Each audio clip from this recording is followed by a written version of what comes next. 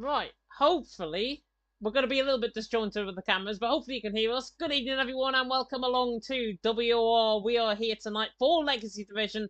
It is season number 4. It is round 7 of the championship as we take in the Las Vegas Grand Prix from the Las Vegas Strip. Yes, you've guessed it, it is the Las Vegas Strip Circuit. My name is James Head. I'm going to be taking through the stream, of course, as always, on this fine Tuesday evening. Joining me in the comment box on the left-hand side, you can actually see him at the start of an introduction this week. It is Mr. Jota. Jota, how you doing?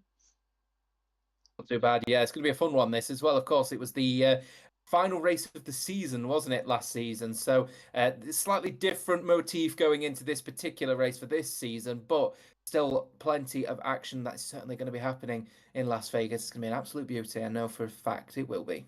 Oh, it definitely will be. It always is, I think, in Las Vegas. Let's have a look, though. Drivers are out on qualifying right now. They're just preparing up for their laps. But race results from last week, because pretty much everything stayed as it was in terms of the front two, at least. Cameron Dowd down on top, Ryan in second, Stonks in third. Yossi had a 3-second penalty added to his time at the end of the race, which means he lost that P2 and he lost it to Ryan and Stonks in the end in terms of that position. So Yossi there down in fourth in the end, Gabor in fifth, Rayan there in sixth with Furious, Daddlepad, Tootie and Kai top 10. Kai also dropping in terms of the overall results as well. Lou Markadors, Gatkowski, Christian and Francis the top 15 from last week. What did that do to the championship standings? Well, Team Jazoo lead the way. I think we've had about a third different team leading in the last 3 weeks or so in Legacy Division. That just comes to show how close it is. Team Jazoo out on top on 227. F7R in second on 219. Ian Van Unen, by the way, is one of the first out on track on a lap, so we'll cut to the action very soon. Novus Racing in third on 204. Then E-Tech fourth on 166. NLR fifth on 107. TTM sixth on 87. Bunga Racing Team on 86. Team TF10 on 85. CPI on 49. Then L-Plan not doing an FRT from last season, sadly. They're in 10th on 35. And Outplayed Racing, of course, remaining on that 29 points. Let's go then onto the track. Ian Van Unen is one of the first out on track, and as you can tell, it is bone dry out on track here in Las Vegas, down the Las Vegas Strip, where we've seen instants galore and EOR back in the day as well. This should be a very interesting race, as Ian Van Unen is setting his run down the 1.5 kilometre straight down in toward the left-hander of turn 16. Yeah, absolutely burns the ERS, doesn't it, down this straight? Of course, setting the purple sector is the only person to set one at the moment. Guy behind him's just gone purple, gone even faster, though. Mount the curb on that inside line and then take as close as you can to the walls through here and then go all the way across to the start finishing line, expecting a lot of racing happening here as well. Of course, that left-hander has been a really, really good hot spot racing last season, especially 31.6 straight out of the blocks, but TF10 are coming out thick and fast. I believe with the next lap times that are going to be coming through, and correction, sorry, it's TTM that are coming through, but Shazoo are going to come out of the lines with a 31.3 initially, with 0.3 faster than Ian Van Unen on this one. As the Gatkowski, I think the definitely the driver that has been, there's goes even faster for Mateo as well for ETA. There's a lot to speak about with him as well. Kai Pearson going even faster. Gatkowski, though, the hero, what you'd have to say, of Brazil last week as well for the Alpine racing team and CPI. Of course, the Cedar Phoenix Igniters had a really good race with him. Not a bad lap there at all from Jerry Van Bussel as well, going second. His return for F7R, definitely with pomp and circumstance, I've got to say. Jerry Van Bussel been doing a good job on PCF2. Obviously, PSGL, PSF1 champion in season 34, making his return to PlayStation. Very, very happy, I've got to say, that we've got him back for tonight. Smokey there in third as well. Currently, Novus Racing first and third. Jerry there in second for F7R. Mateo there in fourth. So the three protagonists right up there early on. Dan J on a lap right now for Team TF10, running up the hill now and towards the left-hander of turn 16. And 109.2, I think that was, in the middle sector. It is Kai, Jerry and Smokey. Currently your top three. Declan Barrett, of course, making his return. Every time that he has raced this season, though, Declan Barrett, he's had a penalty. So hopefully it's not going to be the same case going into tonight here in Las Vegas. Dan now on the run to the line for Team TF10. Does he set a good lap time? Respectful lap. 9th position at 131.5. He is one of the Xbox guys, of course, for Team at TF10. As well as the BRT man of crowding, who makes his first appearance that I certainly remember here for Bunga Racing Team. And put it this way, just to pardon the pun with this name, there's going to be plenty of crowding out on track.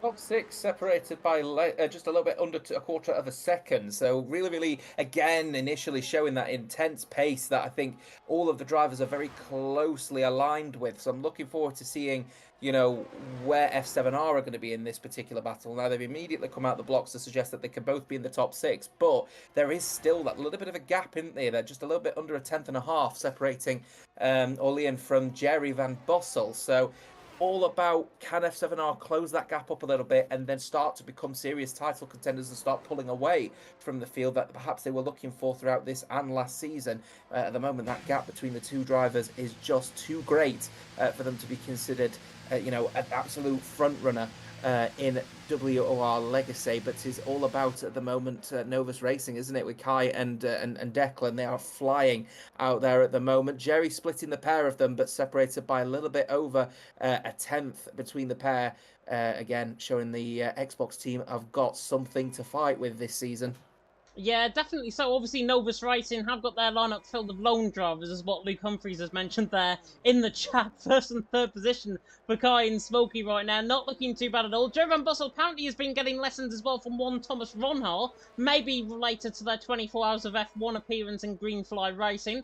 Jerry Van Bussel, though, very good driver in his day. He's up there in second, splitting the pair. Mateo, of course, who won in PSGL PSF1 last night in PSGL in Austria. He's there in fourth position, showing why he has got very good form and why he's one of the fast improving drivers on the console platform there as well. But it's Kai Ad on top, Jerry in second, Smokey there in third. As per the calendar, of course, that we showed you last week, Macho there just coming out on a lap time, we have got, of course, sprint here tonight in Las Vegas. So only an 18-minute qualifying session, then it's the sprint, then it's the feature race. We might get a restart between the sprint. It depends on if we have any technical issues that go on. I know in relation to setups not loading, in terms of choosing the wrong tyres potentially there as well, and there's been plenty of glitches about here in Las Vegas, very similar to what happened in Qatar, if you remember Qatar earlier on in the season. But Kai Pearson out on top, Jerry second, Smokey there in third.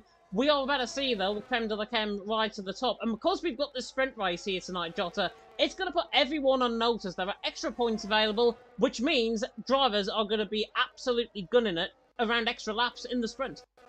Yeah, I mean, it's going to be a bit of a critical one here, as of course with the sprint now, obviously they've got less time to be able to find the lap that they need, and of course not much racing time ahead of that as well. So all about making sure that they find that consistency very early on, I think, in this particular race event, which is quite difficult as well at a brand new circuit as well. Las Vegas, obviously new to this game cycle, not new to Legacy, as I alluded to earlier, that the Las Vegas was used, of course, as the season finale last season, which brought some spicy racing. So no doubt it's going to continue form and be exactly the same, but I'm going to be keeping maybe a few I'm going to keep an eye on Ian Van Oonen, because I think that there's a little bit more pace to be found in that ET8 drive. Of course, he was the race winner in Monaco at the beginning of this season. Street circuits are his forte, Las Vegas being the street circuit, albeit a slightly wider one. His initial lap, I was keeping on board with it, massive amount of understeer, so I don't know if he found no comfort whatsoever in the setup, if any adjustments have had to be made on the front wing, but there's certainly a little bit more pace to be found in Ian tonight. Yeah, definitely. So, as could be this man here, down in fifth position right now is Macho on the run up the hill, now in towards the right-hander of turn number 3, and in towards where the Las Vegas Sphere is, of course. Once had Lando Norris's helmet on in 2023 when the first race. Tickets will get you about $1,000, if I'm not mistaken, at this part of the circuit, so probably not worth going, probably better watching it on telly, as Macho now comes through in toward the end of this first sector split. Not looking too bad at all, actually, coming through the left-hander now, on towards the right-hander now of turn number 10, passing pretty much where the Mandalay Bay and everything is. 800s up through the first sector. Put it this way, I'm not a tour guide around Las Vegas, but some of the sights down this strip is very, very famous indeed. The likes of the Bellagio, the likes of the Mandalay Bay, the likes of the fake Eiffel Tower that's even there as well in Las Vegas. On the run now down the strip with Macho 2 kilometers straight. Herman Tilke, not sure if he had something maybe on him in terms of why he was designing this track up. Very similar to, of course, Caesar's Palace back in 1981 to 1984's Macho Man through the middle sector. Good for middle sector from him. Now coming through the left-hander of turn 16 into the right-hand now of 17, 18, and then down the hill and towards turn number 19. Macho not looking too bad at all on the run to the line here with the man from Team Chazoo. Team Chazoo, of course, currently topping the standings coming into tonight. What's Macho's lap time? 31.2. He's a strong candidate for pole position around this track. That just proves it. Goes third.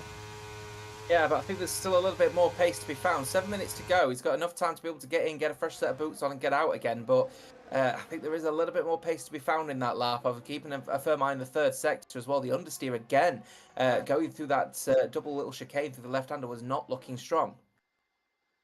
Definitely not. Apologies about that. I was just trying to fix the audio being out of sync. Hopefully it's just fixed itself. Kai Pearson's not looking too bad in the middle sector either, and he's actually 900s up. Purple out of everyone in that middle sector, 31.1. Normally see lap times around about the 30.8, 30.9 mark, I would say, in terms of a lap time around here, so we're still a little bit off that as Kai Pearson now comes down the hill in toward the left-hander now of the final corner. Pretty much all the run toward the line for Kai Pearson. Does he go quickest for Novus Racing? Yes, he does. 31 flat, 400th improvement from him. Jerry Van Bussel, however, improving more to the line. Oh, just falls short. 1600ths behind Kai Pearson early on. Smokey as well, 200 down through the middle sector. He's now on the run to the line as well for Novus Racing. It is Kai Pearson, Jerry Van Bussel. Matcher there currently out on top. In the top three, Smokey on the run to the line has found a lot of time in that final sector. I thought that was a 30.8 coming in, but the timing was a bit out of sync. It was a 31.1 in the end. 31-1. It was a little bit more pace in there in the first sector. He lost it in the second. So I think there's potentially on the cards here a Novus 1-2 and a front row lockout on the cards here. Orleans still a little bit down the order at the moment, but 77 thousandths up on his original last lap. So a little bit more pace to be found potentially for him. But Ian Van Oonen again is a bit of a shocker for me. He's really struggling out there at the moment and only managed to find 66 thousandths on his last lap. That moves him up to 11th, now 12th as Justin comes across the line for NLR to go 8th. He was down actually in the depths of 18th, so needed a good lap. He's got himself a decent lap in there, goes above his teammate Ryan, still in 13th and in the pit lane at the moment. The back being made up of the L Plan Racing team, the top tier motorsport team, and Michael there for Cedar Phoenix Igniters. Yeah, disappointing so far from McKellar. Plackey on the run to the line does improve. 32.4 though from Plackey. We are used to seeing him up in the top end of the field, up in the top 10 normally in Legacy Division. On his one appearance I think he's had so far this season was in the top 10. If I'm not mistaken, it might have been around maybe Hungary, I'm thinking, something like that. I don't know. Kai Pearson out on top though, Jerry Van Bussel in second, Smokey there in third, Plackey there only 19th, 32.4, so a little bit of a disappointing run from him. Raphael is improving in the middle sector, a second up through that middle sector, clearly made a mistake in his first run, now on the run to the line. Does he improve? Yes, goes in the mid-pack, goes 11th, 31.4. So as it stands, Kai Pearson out on top, Jerry Van Bussel in second, Smokey there in third. If you are just tuning into the stream, it is a sprint and a feature here tonight. So there's only an 18-minute worth of qualifying, and then we've got the sprint, and then we've got the feature race, which makes everyone on tender hooks.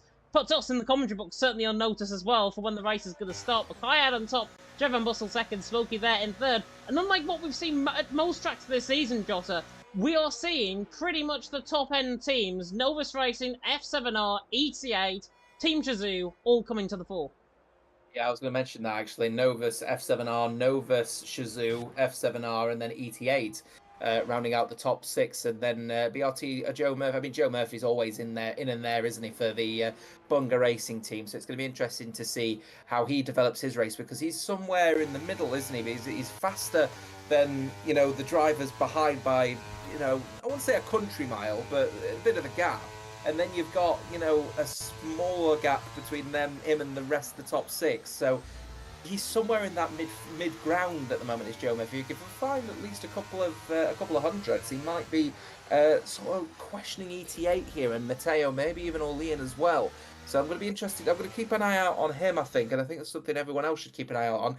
Biggest shock for me, again, is Ian Van Oonen, 13th. Down the order at the moment, no pace at all in the back of that Aston Martin, and no surprises for the Cedar Phoenix Igniters in 16th and 18th respectively, but I was expecting a little bit more pace from Gatkowski tonight for that excellent race in Brazil. Yeah, a little bit disappointing so far, I've got to say, from Gatkowski. I think Furious as well, in 17th, done a lap right now, he's improving in that first sector. He's definitely up against it, 31.8, he's 8 tenths off pole position right now, but he is up, 2 tenths off Ian Van Oonen, so we can look to try and improve, and he's 3.5 tenths up in the middle sector, so he's definitely improving beyond that right now. The TTM man now coming in towards this very much chicane, left, right, left, now on the run down the straight in toward the final corner at turn number 17 on the run toward the line. I thought there was 19 corners around this track earlier on. There's only 17. Furious now on the run to the line, 31.4, and he goes 13th ahead of Ian Van Oonen. I've still got to say, though, that's a bit of a disappointing lap. I would expect him in the top 10. I think that is potentially setup related because he looked a little bit weak on the straights and he lost a lot of time actually in the third sector. So I'm wondering if the main issue for TTM at the moment is that they've prioritised in the second sector where they are actually blisteringly quick. They're actually sort of Orlean sort of pace at the moment is furious in the second sector. So to me, that screams setup. He's got a higher downforce setup versus everyone else, and unfortunately for Furious, he's out of sync with everyone else. So that will be it for qualifying. And I think there's maybe a little bit more pace to be found, especially for crowding for BRT. And I would expect Placky surely would find a little bit more pace as well. TTM at the back of the grid is extremely uncharacteristic for a team of that caliber. Yeah, definitely so. Alison asking in the chat, is sprint qualifying slower? Yes, it is. It is actually slower, I think, than what the sprint race will actually be as well. Yeah. So, obviously, with that, really puts everyone on notice. We are going to get an illegal blocking anyways from Aurelian, so that is going to be dealt with, I'm sure, between the sprint and the feature. Laurent now on the run towards the left-hander now, or the right-hander even, of turn number 3. Lifeboat saying in the chat the softs are basically the mediums. They are. Around this track, medium probably the better side to be on. I've been around this track before, albeit finishing 4th around this track in my league racing career. And honestly, very good race that was, and there was about four of us within 0.4 of a second at the end of the race. Laurent, however, doesn't care about my my league racing experience around this track. Now coming through, though, on towards the straight, on towards the end of the first sector, and he's a 10th.5 up through that first sector, so not looking too bad at all from the EPL man, the former Race Concept Racing man, and the PSGL PSF4 driver.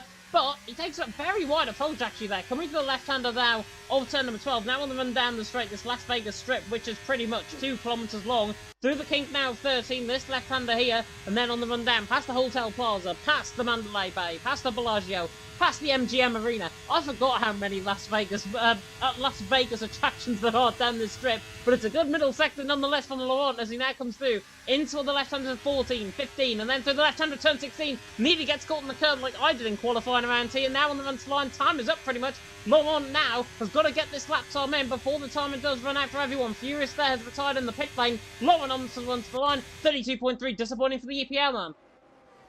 Here comes Philip Congdon as he comes across the line, only 6th fastest for the team Shizou Man. He had a really poor third sector, actually, looking like he was struggling with just turning the car in out of the straight. So, very peculiar scenario for Philip Congdon, and I think a little bit uncharacteristic, to be honest with you, as I believe it's the other ET8 man of Ian Van Unen who goes up to 5th fastest, finally. A lap time that we're expecting from Ian and goes fastest. Oh, Mateo's invalid. ET8 on the brink as well, as Mateo has invalidated his lap, so he will only be as high as 8th at the absolute maximum. Nearest driver, I believe, will be Joe Murphy. I know that they've got one of the Novus Racing drivers just in front as well. I believe it's Kai Pearson. Is he going to go any faster than his pole position that time? He will as well. 1:31.021 and 48 thousandths of a second faster than Jerry Van Bussel, who is only improving himself by 63 thousandths of a second. He's going to get an ever so slight toe. He's actually coming into the pit lane. He's abandoning that lap entirely, so he'll stay on the front row unless PSR Smokey comes across the line and doesn't make it a 1-2 for Novus Racing. And then it looks like here comes as Aurelian comes across the line himself and goes 4th fastest and makes it Novus F7R. Novus F7R as Macho comes across the line and splits that traction completely and puts the Shizou in 3rd. Very good lap time for Matcham in the end. He does love this track, does the Shizou man, and he goes there 3rd. Was expecting him to be up there in terms of qualifying, exactly up there in terms of qualifying, but in the end, ladies and gentlemen, Novus Racing, albeit with a race clutch sign driver, out on top. Kai Pearson out on top from Jerry Van Bussel there in 2nd, Macho there in 3rd.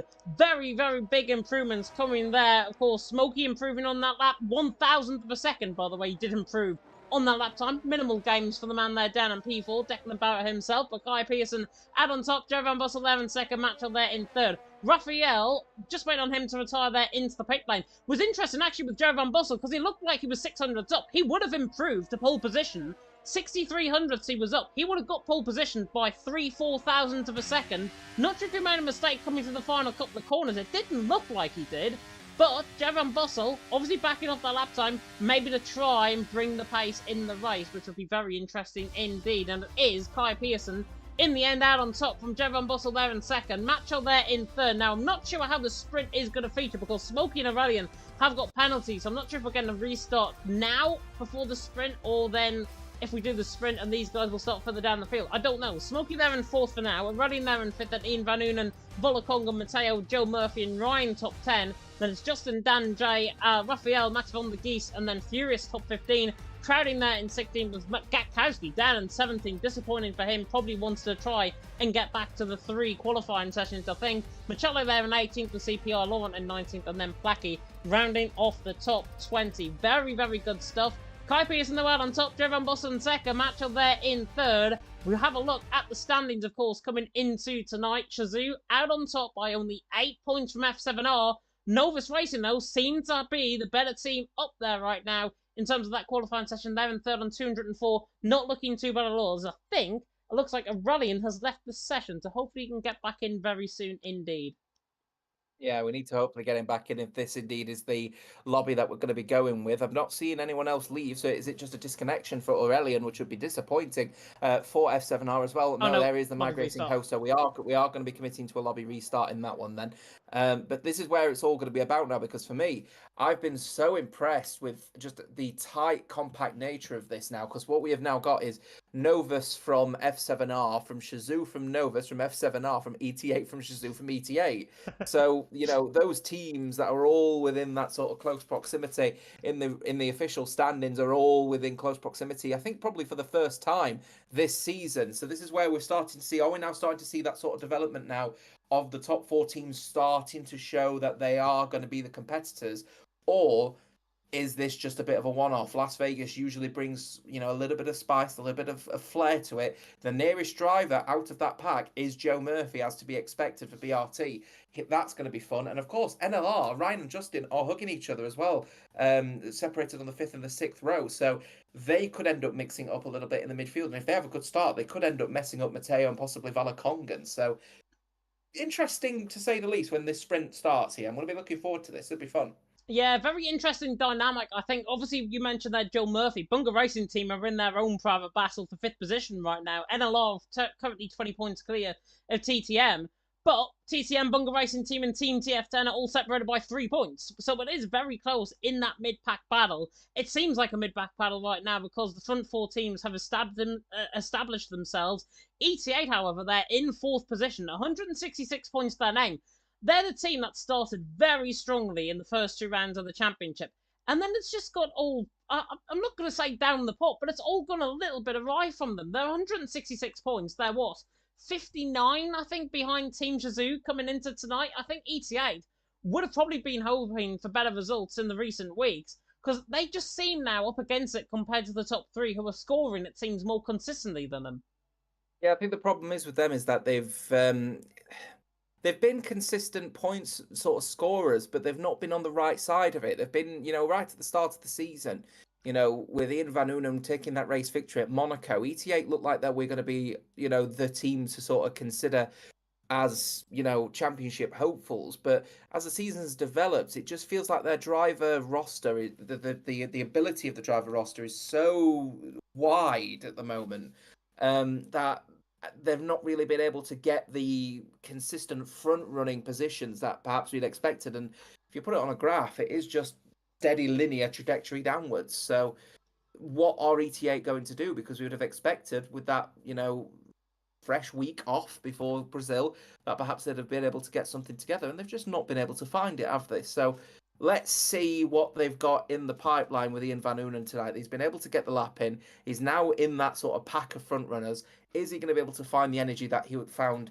in Monaco to try and take a race victory, or at least a podium for ET8, and get their points haul back on track?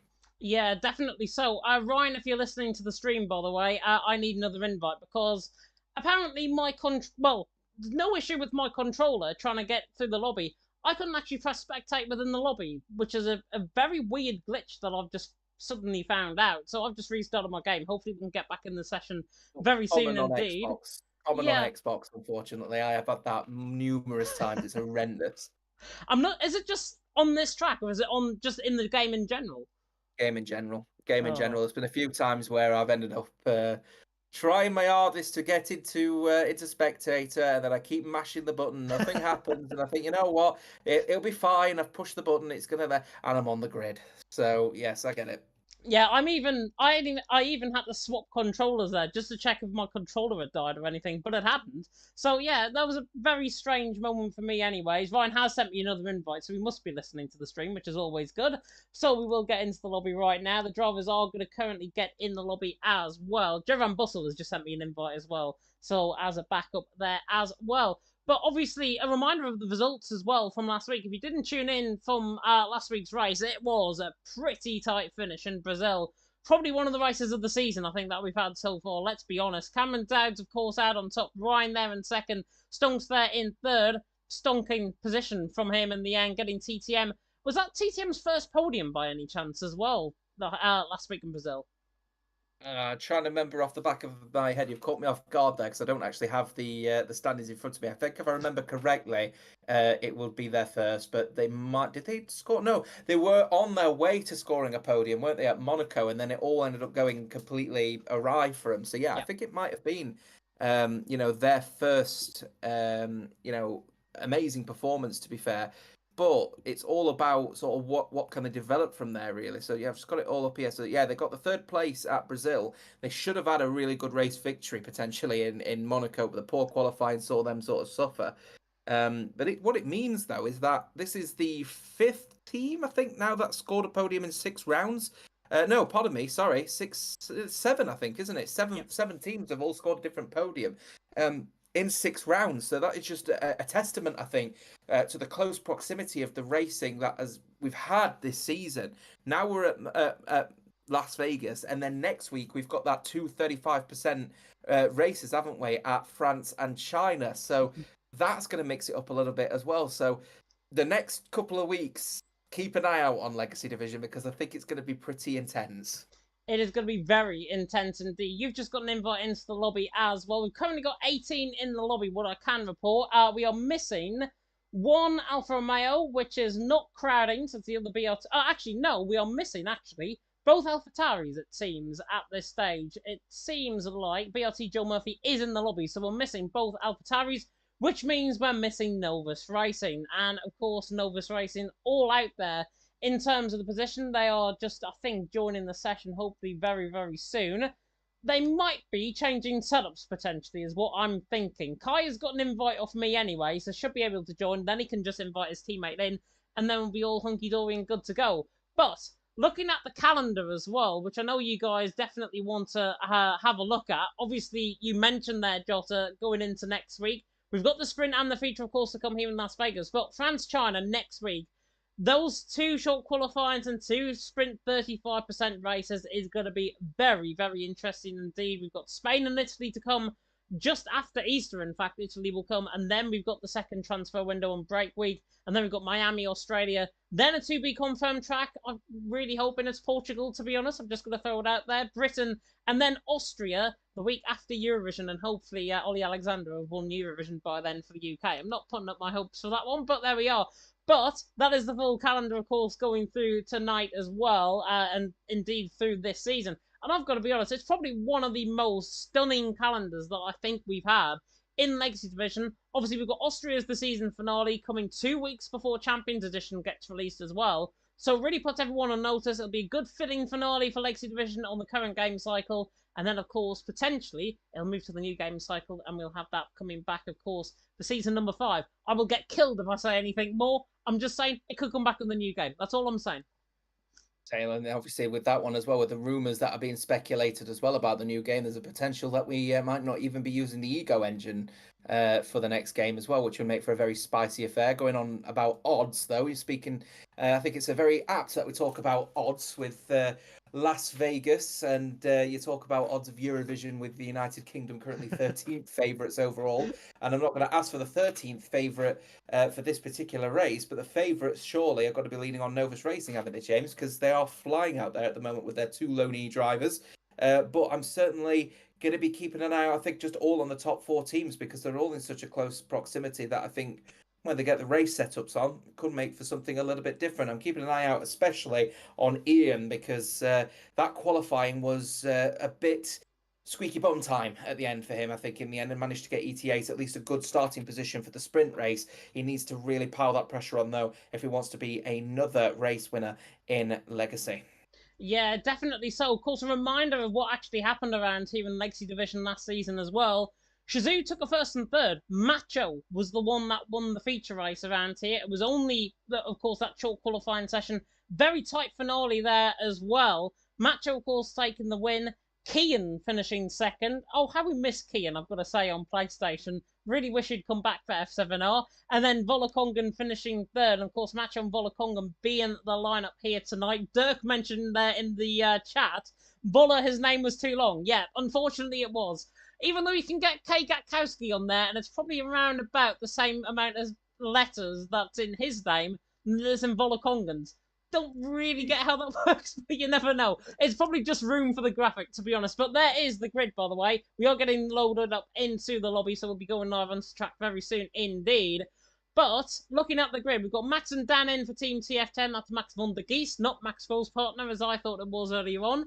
Justin and Ryan in for NLR and the Ferraris. Then Volakongan and Macho and the Mercedes. Machale and Gatkowski for CPI in the Alpines. Then Joe Van Bossel and Aurelian for the McLarens. Watch out for them in terms of repairing. Joe Murphy and Crowding there for Alfa Romeo. Then Ian and Matteo in the Aston Martins for ET8. Raphael and Laurent for EPL. Kai and Smoky surely the favourites coming in tonight for the AlphaTauris for NVR. And then Plaki and Furious there for TTM, as well as I can report we're now loading into the lobby for the sprint. And the sprint race, I believe, it is 10 laps if I'm not mistaken, and then it's 25 laps in terms of the feature race as well. This will be unique. This will be very interesting. 155 kilometres that the drivers have got to look into in terms of the feature race. Didn't do the calculations for the sprint, but 6.2 times 10, I make that what, roughly about 62 kilometers that this race is going to be over.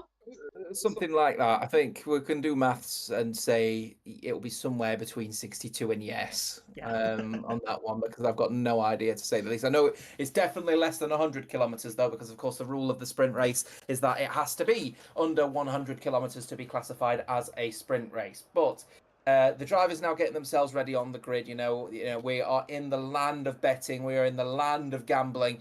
You know, gambling man, gambling woman, gambling other. What is the cards for the drivers out there at the moment?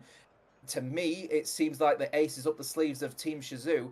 Team Shazoo at the moment with Macho, who's just slid themselves in there between Novus and F7R, who, of course, they were both looking like they were going to get a 1-3-2-4 respectively. So what is Macho going to do in order to either help progress himself, or are they going to play the team game, and are they going to try and get that good start and try and hold everyone back so Volakongan can use the pace that we'd expect from the Norwegian to increase his case and try and develop the points to help Team Shazoo further their standings, of course, at the front of the field. I'm looking forward to seeing what Jerry Van Bussel's got for F7R, or Leon, obviously a little bit down the order though. And again, is this another situation where F7R have got a driver disparity too high between the two drivers that is going to end up costing them points, I wonder? And of course, never ever discredit Matteo. He didn't have a good end of qualifying, but he is a driver with pace. As we saw last night, he is going to be one to watch from 8th. Definitely so, yeah. Matteo definitely going to be one to watch out for. I did say last night he is probably one of the hottest talents we've got on PlayStation. Let's hope he holds his side of the bargain, at least compared to my side of the bargain, because we're going to go racing very soon indeed here for the sprint. I am going to put myself immediately on the line by saying Jerry Van Bussel is going to win the sprint. Yeah, I agree. I think Jerry Van Bussel's got... there were a little bit of sandbagging on the F7R's driver's side, and I think he knew that he was going to be on pole. But if I'm right in saying he's going to be on the right side of the grid, and by right side I mean the correct side of the grid, that isn't going to be dirty for second place. So he might get even a better launch versus Kai Pearson. But I agree. I think there's a little bit more pace to be found. The five-run lights about to go out here for the sprint in Las Vegas, and it is... Lights on, away we go. Kai Pearson gets a good start. Jerry Van Bussel alongside him might try and get the run down and towards turn 1. This long run down and towards turn 1, but Kai Pearson will lead. Macho goes around the outside on that sort of soft compound side. On the inside now for turn 2. Looks to the inside line on Jerry Van Bussel. Jerry Van Bussel will be hung out to dry on the outside line, but they're going to be side by side now running up the hill in towards turn 3. And here comes Smokey now, trying to smoke the back of the Mercedes down and towards turn 3. Macho there moving across on Jerry Van Bussel. Joe just has to back off. Smokey there to the inside line of turn 3, trying to get that job done now. Nearly in the wall in the background, there was a rally, and Volakongan did well to actually recover from that as as well. Ian Van Noon and Mateo bashing into two ETA boys as they come into the chicane for the first time. And the AlphaTauri there is Smokey nearly getting forced off track by Jerry. Jerry there hanging to the inside line. Smokey there in fourth. Jerry Van Bussel taking a leap out of Jerry Springer, quite literally there. Sprung off the line, and he's there in third. Smokey there in fourth. Aurelian there in fifth. Volakongan there in sixth. Volakongan looking very quick as well on that sort of soft compound tyres. Let's have a look at the tyres as what everyone is on.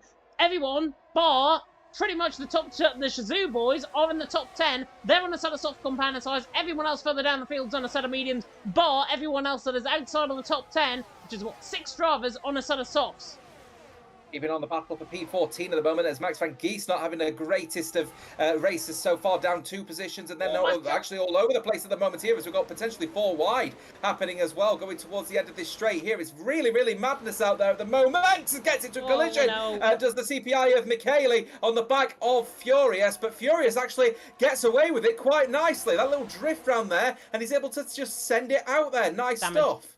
Max van der Geet has got damage. Macho's going for the race lead as well on the back of Kai Pearson. They're side by side. Coming now through turn 1. The set of soft compound tyres definitely working in the first lap, but they do go off around about lap 3, lap 4 rounds here, as there is Gatkowski in the wall coming out of turn number 1, and that is a VSC. VSC deployed out on track. Gatkowski has gone off through turn number 1, and I have a feeling he's had a collision there with Laurent because he has lost a significant amount of time out on track there. So Laurent and Gatkowski, I think, may have got caught in each other down in towards turn 1. Maybe Laurent was a bit too aggressive on the brakes down in towards turn number 1. On the back of Gatkowski, Gatkowski there in the wall. VSC deployed out on track, even though it actually doesn't say that on the top left-hand side of your screen. Yeah, I've got full VSC out there, so everyone now reducing to only 40% of their usual race pace at the moment as they just try to reconcile. There is the VSC there, then on the top left for me anyway. I don't know if you've got it, but for me, it is certainly a peculiar set of events now because, of course, those that have elected to start on the soft tyres, Macho, may benefit from this one as we do go green again. Those on the soft tyres will benefit, but both Shazoo drivers are on the soft tyres. They really need a safety car if they want to try and maximise the soft tyres to the full extent. But the more VSCs, the better for them. Yeah, definitely so. Kai Pearson on the back of Macho now for the race lead. He's going to look to the inside line, down in towards turn number 14 even. Oh, as he nearly goes into the back of him, actually. In towards now turn 14, then through 15 and 16, in towards turn 17, Volakongan and Ian Van Unen are having a battle as well. Jerry Van Bussel having on the back of Kai Pearson. Volakongan and Ian Van Unen, though, are side by side down the straight. Mateo trying to get involved in this as well. They fly past the camera shot now, in towards turn number 1. Once again, Macho will hold the lead. Kai Pearson tries to go all the way around the outside, just putting the pressure on there. Kai Pearson on the back of Macho, but still side by side between Ian Van Unen and Volakongan. Volakongan getting outdone there by the marvellous magician from the Dutchman, and Ian Van Unen is throwing these into stickers. Now, Smokey's right on the back of Jerry Van Bussel. These two are going to have a hammer and tongs battle down the straight in towards turn number 3. Macho they're going to be side by side with Smokey, and now NVR better hit the front, maybe with a 1-2. Kai Pearson now leading. Macho there in second. Smokey there in third. Smokey trying to hang that on the outside line. Can't. Macho moved across to them there very aggressively, just to try and take closer order. Macho there in second, Smokey there in third. It's getting dicey already, Molney on lap 3.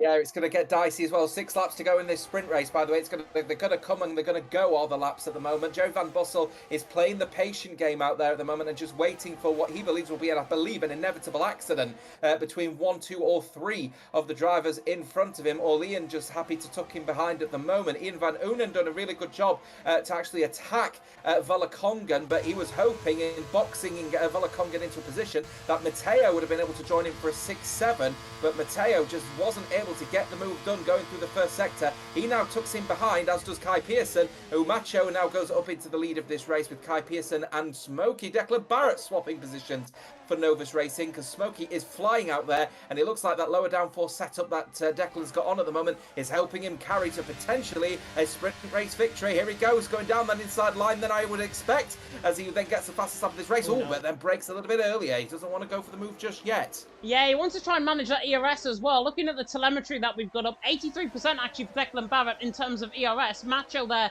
on 89%. Kai Pearson on 86 are pretty much even Stevens in terms of the battery life right now. They will use that, of course, down the straight, possibly on lap 8, possibly on lap 9, and then they can, of course, if they want to, they can use that battery up to good effect, maybe try and pull away, especially if it gets very dicey in that middle sector, the end of the middle sector, running down towards 14, 15, and 16. But Macho there leading the way, Smokey there in second, Kai Pearson there in third, Joe Van Bussel fourth, and Rallying there in fifth. Smokey there in second position right now is in the shadows, quite literally. The McLaren Shadow Man in second position, in the shadow there of the Mercedes of Macho and behind. Kai Pearson, Macho ahead of him. Kai Pearson in behind. Knew it will come out wrong eventually. Macho out on top, though, Smokey second, Kai Pearson there in third. So come there down the strip once again through the left-hander, the very hard left-hander with turn number 12. Get caught there, you might be in the wall, but everyone has got that very nicely until Yuki Tsunoda there coming in the background there. As now, Kai Pearson looking on the back, and Novus Racing are going to make it 1-2, and maybe Novus are going to make it side by side between themselves, because Smokey and Kai Pearson slingshot in effect.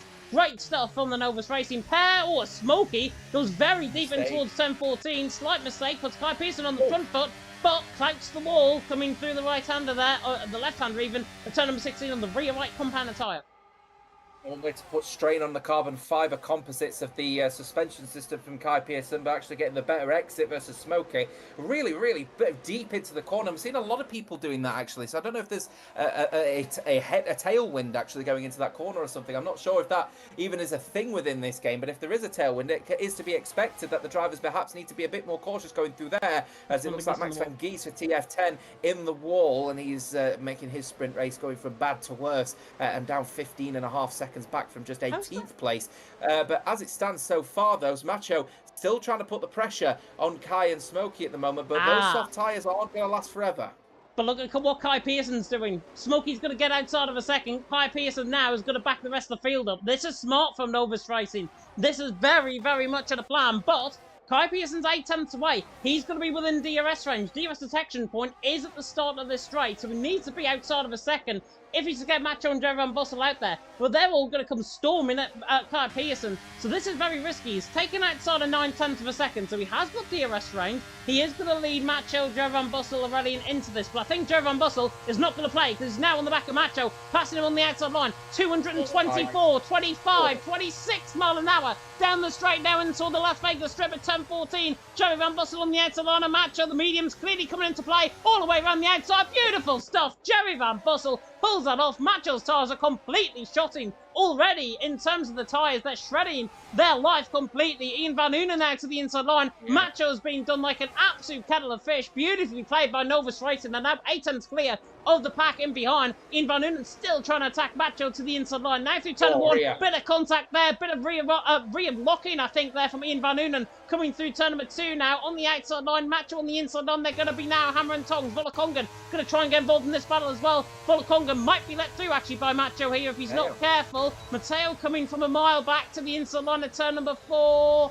Trying to get the job done. Smokey leads. Kai Pearson in second. Joe Van Bussel in third. That was smartly played by Novus Racing and has got Macho completely down the field. Yeah, Jerry Van Bussel still within touching distance of potentially scrapping up first and second for them at the moment. Mateo finally coming into the game now as Volakongan over the curbs is not going to help his cause going around that corner. And Mateo now up to 7th place. If he overtakes Macho, it will end up being Novus, F7R, and then ETA, then Shizou. But then, no to be expected. Joe Murphy is now welcoming himself into the battle. 3 laps to go. Oh, this sprint race is definitely holding up. Justin on the back of Ryan there as well. Kai Pearson's going to try and storm at Smokey down the straight now in toward the left-hander of turn number 14. Kai Pearson flies past Smokey, and Jerry might fly past him as well to the inside line in towards 10-14. Not good enough as Ryan comes from an absolute mile back on the back of Joe Murphy to the inside line now in towards 10-14, and Ryan gets the job done. He's spoonies in tonight. Joe Murphy there back down into 10th position. Racing up and down the field. It's very hard to keep up if you're a commentator. Very hard to keep up if you're a viewer. Noticing actually with with Volakongan, he's outside of ERS, and now Ryan to the inside line of turn 1. There should be easy pickings for the Ferrari. Nearly gets chopped up there on the inside. Gets a little bit of rear lock-in again. Rear oversteer there from Ryan, and in the end can't find a way through on Volakongan. But look at that. The red fuel light flashing on Volakongan, clearly indicating he's outside of ERS. 8% of ERS. Ryan's on 25. NLR have got to relay that information to him because Ryan has got Volakongan's number every day of the week. Yeah, doesn't need to at the moment with that red light flashing at the back. He knows it straight away that Valakongan's under a lot of pressure. He's down to 10% ERS. And here comes Joe Murphy making the move down the inside line. Wants to welcome himself into this party, but ends up having to go side by side to a corner you don't want to. And that is just a little bit of a drifter, and he's getting caught by Justin. And Joe Murphy spins out of this particular sprint race. You'd have to argue, though, there may have been a little bit of decent because Justin made no effort at all to spin him round. NLR 9th and 10th, respectively. The soft tyre runners are getting a little bit of comfort from Valakongan now as a result of that one, who now manages to get his ERS back up to 20%. But his race surely is not going to be with those in front of him. It's about defending here then, as Jerry now wants to welcome himself into this battle. He'll get boxed in potentially, but Jerry wants to go down the inside line. No, he won't. He'll stick back and let the two drivers swap around. Interesting. He's actually tried to play with Novus Racing's own game here, Jerry Van Bussel. Very interesting indeed. Stays in third, but I really think he should have considered overtaking there. Macho and Mateo were going side by side as well. Goodness me, this action is all over the place. Kai Pearson on the back of Smokey. I think, though, their play, F7R, Aurelian and Jerry Van Bussel. Look at the batteries. 51% for Jerry Van Bussel, 48% for Aurelian. Kai Pearson's on 81, Smokey's on 63. So Kai Pearson can defend. NVR can actually put this. Smokey outside of a second. Kai Pearson to defend off the F7R boys. But the F7R boys are going to be so quick in a straight line. They're going to fire through. Justin and Ryan are firing through as well. Dan J getting involved in the action as well. To the right-hand side now. Through turn number 3. Trying to get the job done. Can't find a way through. But he's on the outside line. No, you spot something. Jerry Van Bussel on the back of Jerry by any chance?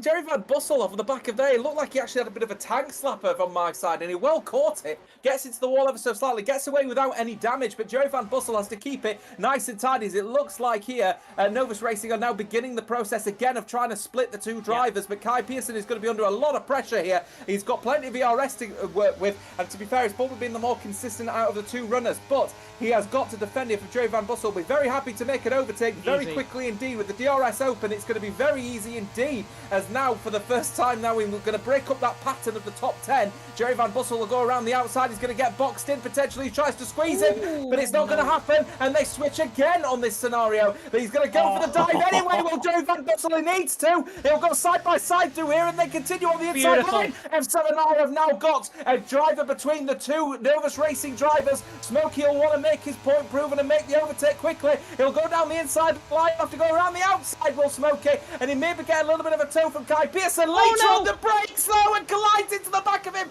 Orlean also crashes into the back of Smokey as well. The two teams are battling hard at the moment, and now, but it will remain Novus 1-2, and Ian Van Hoonen getting into the mix as well. Yeah, look at ET8, look at Team Shazoo. Team Shazoo are not entirely out of this either, even though they're on that set of soft compounder tyre. This is going to be an aggressive final lap here in Las Vegas. Kai Pearson leading the way. Smokey there in second. Jerry Van Bussel there in third. Smokey has managed to get ahead of Jerry Van Bussel. Their ploy now, get Kai Pearson outside of a second, and then Jerry Van Bussel has got no DRS and no ERS to try and gain, but he's got more ERS compared to Smokey at this stage, but they're getting very aggressive through this first sector. There's aggressive racing, and then there's team tactics, and I think putting the two together, it's not going to be it's going to be controversial, is what I will say. Running on the back of Jerry Van Bussel, but Smokey is inside of a second on Kai Pearson. So Jerry Van Bussel, because of their pace down the straight, F7R are not entirely out of this. Kai Pearson will lead down the straight, but he's going to be an absolute sitting duck as they hit now the DRS detection point. On the run down now through turn 13. On the run now down the Las Vegas strip. Smokey now coming back at the back of Kai Pearson. Jerry Van Bussel and running aren't really catching. Novus seem to have it between themselves in a 1-2. And there goes Smokey for the race lead. Smokey to the inside line at turn number 14. But Jerry Van Bussel has saved a little bit of battery up to try and get to the line on the back of the Novus Racing boys. There could be a photo finish between the Novus Racing boys, but it is Smokey and Kai Pearson on the run to the line. Kai Pearson around the outside trying to get Smokey. Steals the win. Kai Pearson wins. Smokey there in second. Novus Racing played an absolute blinder in terms of team tactics in the end. Jerry Van Bussel in third. Aurelian there in fourth. Oh my word. That's just the sprint. God almighty what the feature race is going to do. Kai Pearson out on top. 16 hundredths of a second. Novus 1-2, Jerry Van Bussel third and fourth. Put it this way, Luke Humphries has an absolute field day for the top 8 for the sprint. Yeah, 16 thousandths of a second separating Smokey from Kai. And to be fair, I think there was the last call there was just whoever comes across the line will be the first driver to win between the pair of them. There was no team orders in that particular one, but very well managed between the Novus boys as well, trying to trap people into a box. so then they couldn't make any overtakes, but they could switch the drivers periodically to make sure that continued to happen. F7R, 3rd and 4th, good result. ET8, 5th and 6th, good result. Shazoo, 7th and 8th is a bad result. They did not manage their sprint race well at all. It was a poor strategy, and to be honest with you, the drivers were just told to let loose, and they burnt through their ERS far too quickly, and that was going to be it for them. So they now have to share the 4th row of the grid, and then in the end, NLR were looking like they were going to share the 5th row of the grid, split by Danjay for TF10. Yeah, what a race that sprint was. Aiden there in the chat, can't wait for the main race to be boring as all hell now.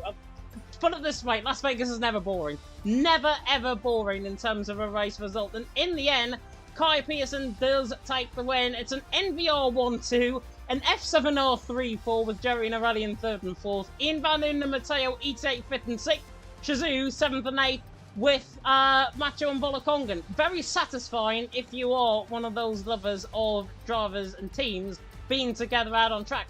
NLR split, in fact, for 9th and 10th. Could have been a perfect mix for the top 5 teams in the championship. Dan J there, splitting the pair, finishing in 10th. Then Ryan 11th, Furious in 12th, Raphael 13th, McCallie there in 14th, Joe Murphy 15th, then Crowding 16th. Disappointing from BRT's perspective, I've got to be honest. Flacky there 17th, Lauren on 18th. Max van der Geest did complete with his broken front wing, and Gatkowski there down at the back end of the field after that crash and causing that VSC. We're going to be back after this intermission from Next Level Racing and Grid Finder. We'll be back with you in about a minute and a half.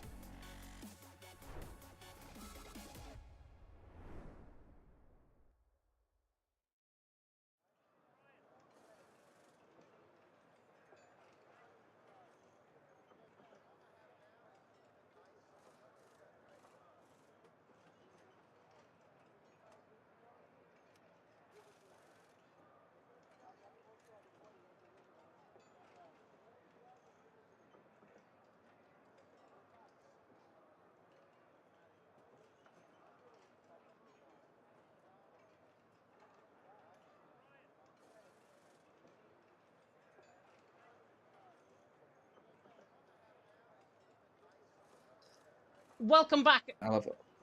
Sorry. Welcome back, everyone, to WOR Legacy Division. We are on the mic. Mateo has just left the session, so this is why we're getting a little bit confused. That's why you might be hearing us talk in the background there. But we are about to get going, it seems, for the feature. I'm not sure if it's Mateo's internet that has died. Hopefully I can invite him back in, if he hasn't got a spare invite already. It is on friends only, so I think he should be able to join back without me needing to invite. So hopefully we can get that done. Standings have been updated, by the way, in terms of from the sprint. I'm just going to load these up right now and tell you that... Build attention, because it's not loading on my screen. They're coming up very soon indeed. Hopefully the race doesn't start before we read this out. F7R, now on top of the championship lead. 230 points, 234 points. Team Shazoo, 234 points. Tied for the race lead in terms of the championship. 226 for NVR in third. Novus Racing in third. ET8 there in fourth. My spreadsheet has gone completely astray. NLR in fifth on 109. TTM on 87. 86 for Bunga. 86 for Team TF10 with their point from Dan J. CPI in 9th on 49. L Plan on 35. And then Outplayed Racing on 29 points. So we have got a tie for the race lead, for the standings lead, I should say, But F7R and Team Chazoo just puts everyone now on notice in what could be a very interesting race.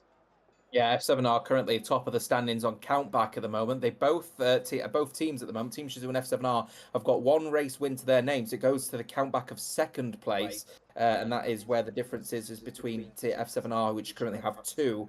Team Shazoo have only got the 1. So, obviously plenty of racing still to go. Hopefully we don't decide a champion by countback, because that would be disastrous. But it's all about what this race is going to bring. And at the moment, still plenty of drivers who are electing potentially to start on a soft, which would be very peculiar, because we saw the soft tyre really fall off a cliff for Team Shazoo. Their entire race strategy was just so wrong for the sprint. It just did not make sense. They were pushed so aggressively, burnt the tyres out, and by the 7th lap, they were down on the 4th row of the grid. So there's got to be a different sort of strategy here, and the Valakongan are starting on a hard, Macho starting on a medium, so there's your inverse strategy there. But curiously, both of the Novus drivers still on softs, or Leon's still on a soft, as well as Ian Van Oonen. So I'm hoping that they've just nipped to the loo and they are yet to set their strategy, because if they are electing to start on the soft, their race may go from bad to worse if the sprint has got anything to go by.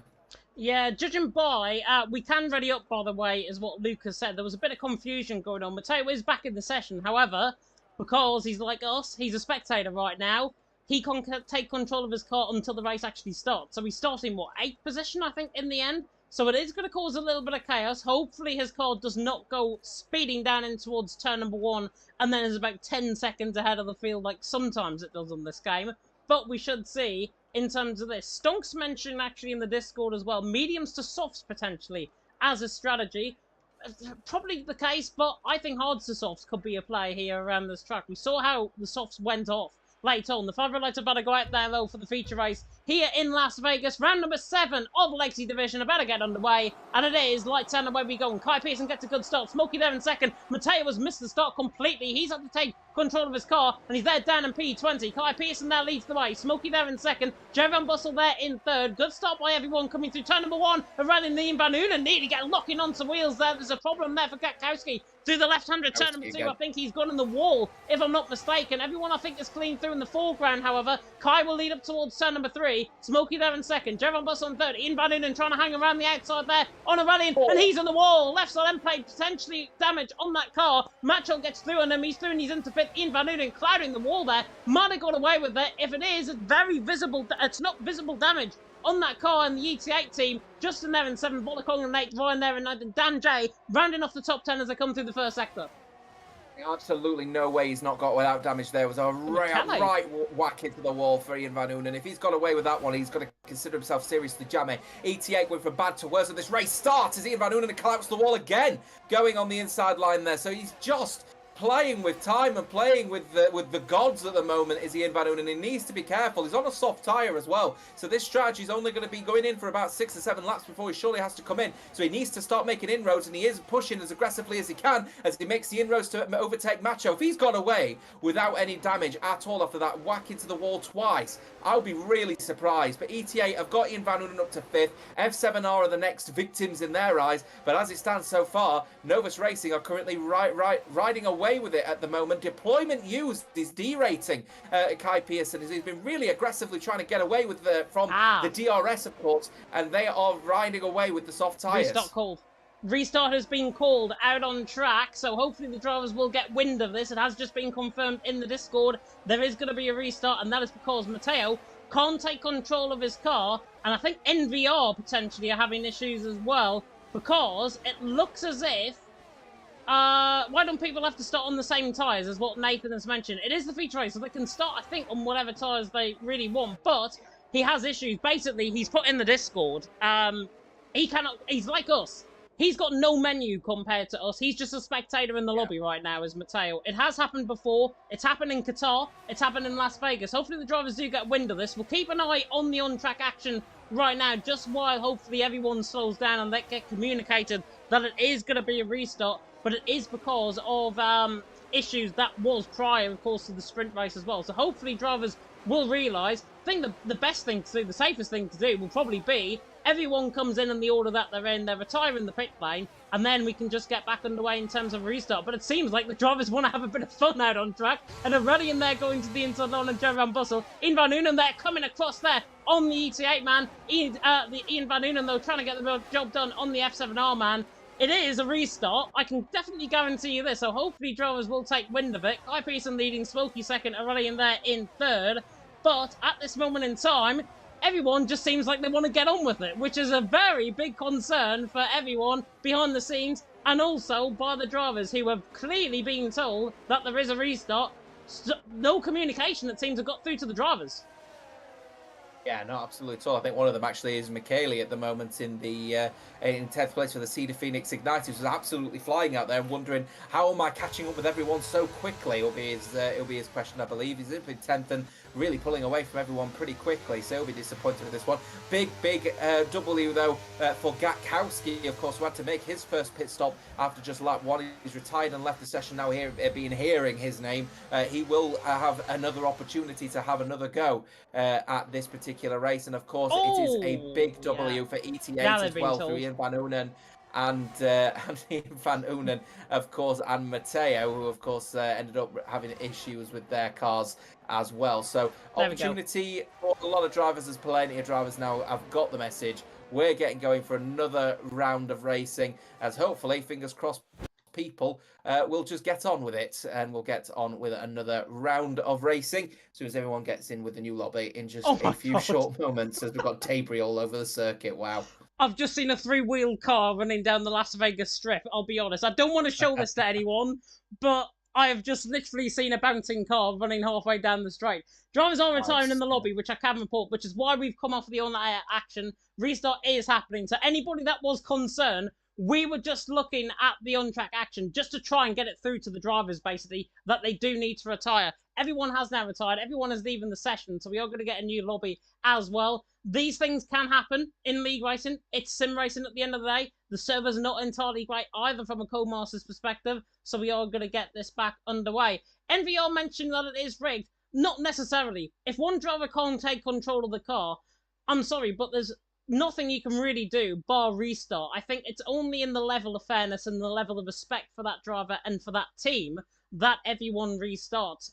The other 9 teams will probably be very angry by that decision, but from ET8, they're going to give an absolute godsend. Hopefully everyone can get back into the session very swiftly, and hopefully we can get back underway. But in my opinion, Jota, I think it's the best thing to do. If Mateo can take control of the restart, he could have been a Tate Kravitz on the commentary box alongside us, but otherwise there's nothing much he can do.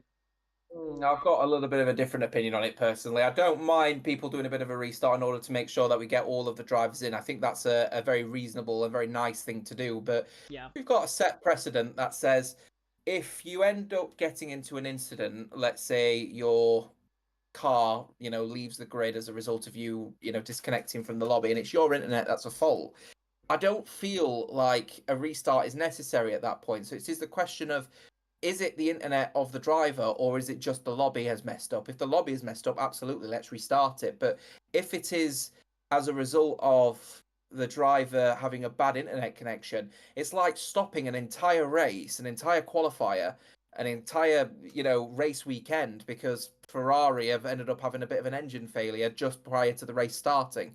It's entirely down to the driver to make sure that they've got a valid and safe internet connection. If it is the driver's fault, I do think this is a bad call. But if this is the lobby messing up, which, as we have experienced in this scenario, Matteo has disconnected and has not been able to reconnect into the lobby, that's a different matter. If he's not been able to, do you know what I mean? I think if he's disconnected as a result of his own internet, there is a cause to say that this lobby shouldn't have been restarted. But let's be honest, this lobby has been a little bit messy throughout this race weekend. So it has. We have to give the thing a benefit of the doubt here for Luke and the rest of the race management team. Yeah, I mean, the funny thing was, I've just got into the new lobby. Ryan selected Charles Leclerc potentially to make an appearance out on track as an AI, which was going to be very fun. There's only 2 drivers actually in the lobby right now, so hopefully the drivers are going to get invited. I am currently working through my friends list right now on stream as well to see if I can invite or try and get a majority of the drivers actually into the lobby. Once a driver is in, just invite anybody on your friends list really who's in the lobby. Probably the best thing to do, but we are going to get that restart underway, which means we can have another focus, of course, at the standings coming into tonight. And of course, coming into tonight, it was Team Shazoo out on top with F7R in second. However, the sprint changed things. Of course, the sprint racing point as well is different to actual real life as well. Sprint points, of course, being in terms of the system. I actually haven't got the sprint points up, so that is great. I don't have that in my notes. But what I can say, Team Shazoo out on top on 234, F7R also on 234, very close at the top end of the standings. Yeah, no, I think this is where we're now starting to see potentially the drivers and the teams now start to form what their seasons are going to look like. So I'm looking forward to seeing what ET8 have got in mind now. They've got Matteo another opportunity to race. I think that will earn potentially some good points here for the team racing in the Aston Martin outfit. But what is it going to be about with F7R here? Because seems to be the closest partnership I think we've had this season so far for F7R, where Jerry Van Bussel and Orlean have been relatively close in the sprint race. I think Orlean definitely is down on sort of Jerry Van Bussel's pace overall. But if their sprint race has got anything to go by, then the main race could be the first time that we start to see F7R actually gain points together and not separate. So yeah, very, very interesting. Yeah, very interesting indeed. And hopefully, as I say, we will get underway very, very shortly indeed in terms of the action out on track. As I say, I'm just working through the rest of my friends list. Pretty much we've got 15 drivers currently in the lobby. There's a couple of PlayStation that need to join, but it's mainly Xbox that we need in. I have given Kai Pearson the likes invites as well, so they can join the lobby whenever they want to. The quicker, I think it'll probably be, the better it'll be for us because we can get the lobby underway. And you guys aren't kept waiting on the stream either. 70 of you, by the way, tuned in. Thank you so much for watching here in WOR Legacy Division for round number 7 of the Championship for Season 4. My name is James Head, of course. Jota alongside me in the commentary box. And obviously, with the season to come, we've got France and China, of course, next week, which is going to be really interesting. Let's actually, though, have a focus on what else is to come on WOR this week and indeed for the rest of the season before the new game comes out. Of course, Console Tier 1, which I had the privilege of covering around Jeddah. What a race it was around Jeddah as well. Absolutely hectic as anything. And we've got Imola coming up next week, and I believe it is Gareth Davies and Joe who is going to be taking you through that one, if I'm not mistaken.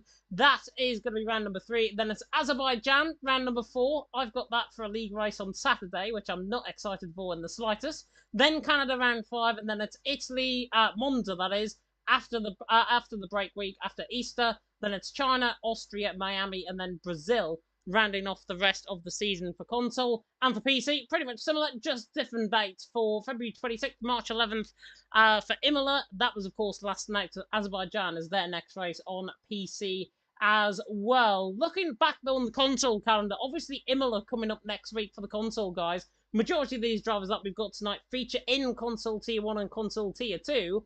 So that means these drivers get a first-hand experience, albeit at a different track, of racing alongside each other and racing to see who is probably going to be the man carrying the form going into Imola on Friday. Yeah, the sprint race actually offered a real good opportunity for drivers to see what they're like when there's very little time left in a race. So that will give them some really good insight actually at Imola, where, let's be candid, it's not the track most known for overtaking, but certainly the track with my favourite corner in Acqua Minerale. I absolutely love that corner. Actually, my favourite corner out of all of them on the calendar. But yeah, it gives them that opportunity to see what they're like under pressure. A track like Imola, where it's really intense, really fast-flowing, really quick track, that's going to give everyone an understanding of what to expect. Certainly going to be looking forward to that part of the calendar as well, as and when that we ever reach Imola in the Legacy Division as well. So, but yeah, coming up for the calendar, it's going to be an absolute blast to say the least. Yeah, definitely. So, of course, no Imola on the Legacy Division calendar this season. Probably going to be, if there is a new season going to be starting on the new game, it will probably be a track that is potentially featured as part of the calendar. We have not seen anything, by the way, in terms of what is going to be going on in F1 24. Nothing under the slightest. So I'm just confirming well, not confirming rumours, but I'm just throwing it out there as to what might happen on the new game. Pretty much come to expect what the seasons are going to be like. If you've been around WOR quite a lot in terms of Legacy Division and in terms of Console T1, you'll probably have a really good idea of how the sessions are going to progress and how the seasons are going to go as well. But hopefully we will get underway very soon indeed. We are waiting on the TTM boys. I have just invited Placky into the lobby, so Placky should have an invite, and then we'll get the other TTM man in as well. That is Furious, if I'm not mistaken, and then we'll be back underway very, very soon indeed. 8F1H'er in the chat. Oh, I've probably absolutely butchered that, to be honest. But he says in the chat, Imola will be one huge DRS train with nobody leaving space in turn 1s and 2. I know that from experience this Monday. Yeah, I agree. From my experience in commentary, I agree. Ooh, okay. Curiously, sorry to interrupt here, but the lobby is now getting going, but we haven't got the TTM boys actually in here. So are they progressing now without the TTM team here? I'm wondering here. Now, this would be wise for the lobby host to change some settings quickly and reset everyone's settings, or have we made the call that we're getting going here without Top Tier Motorsport? Judging by what is going on in the paddock chat right now, nothing really is being said. This is very, very strange. Oh, Luke Humphries has said they were fine last season, 0 issues. Apparently, it looks like TTM are out, it seems. Oh, so TTM are out, and I'm not sure why this is the case.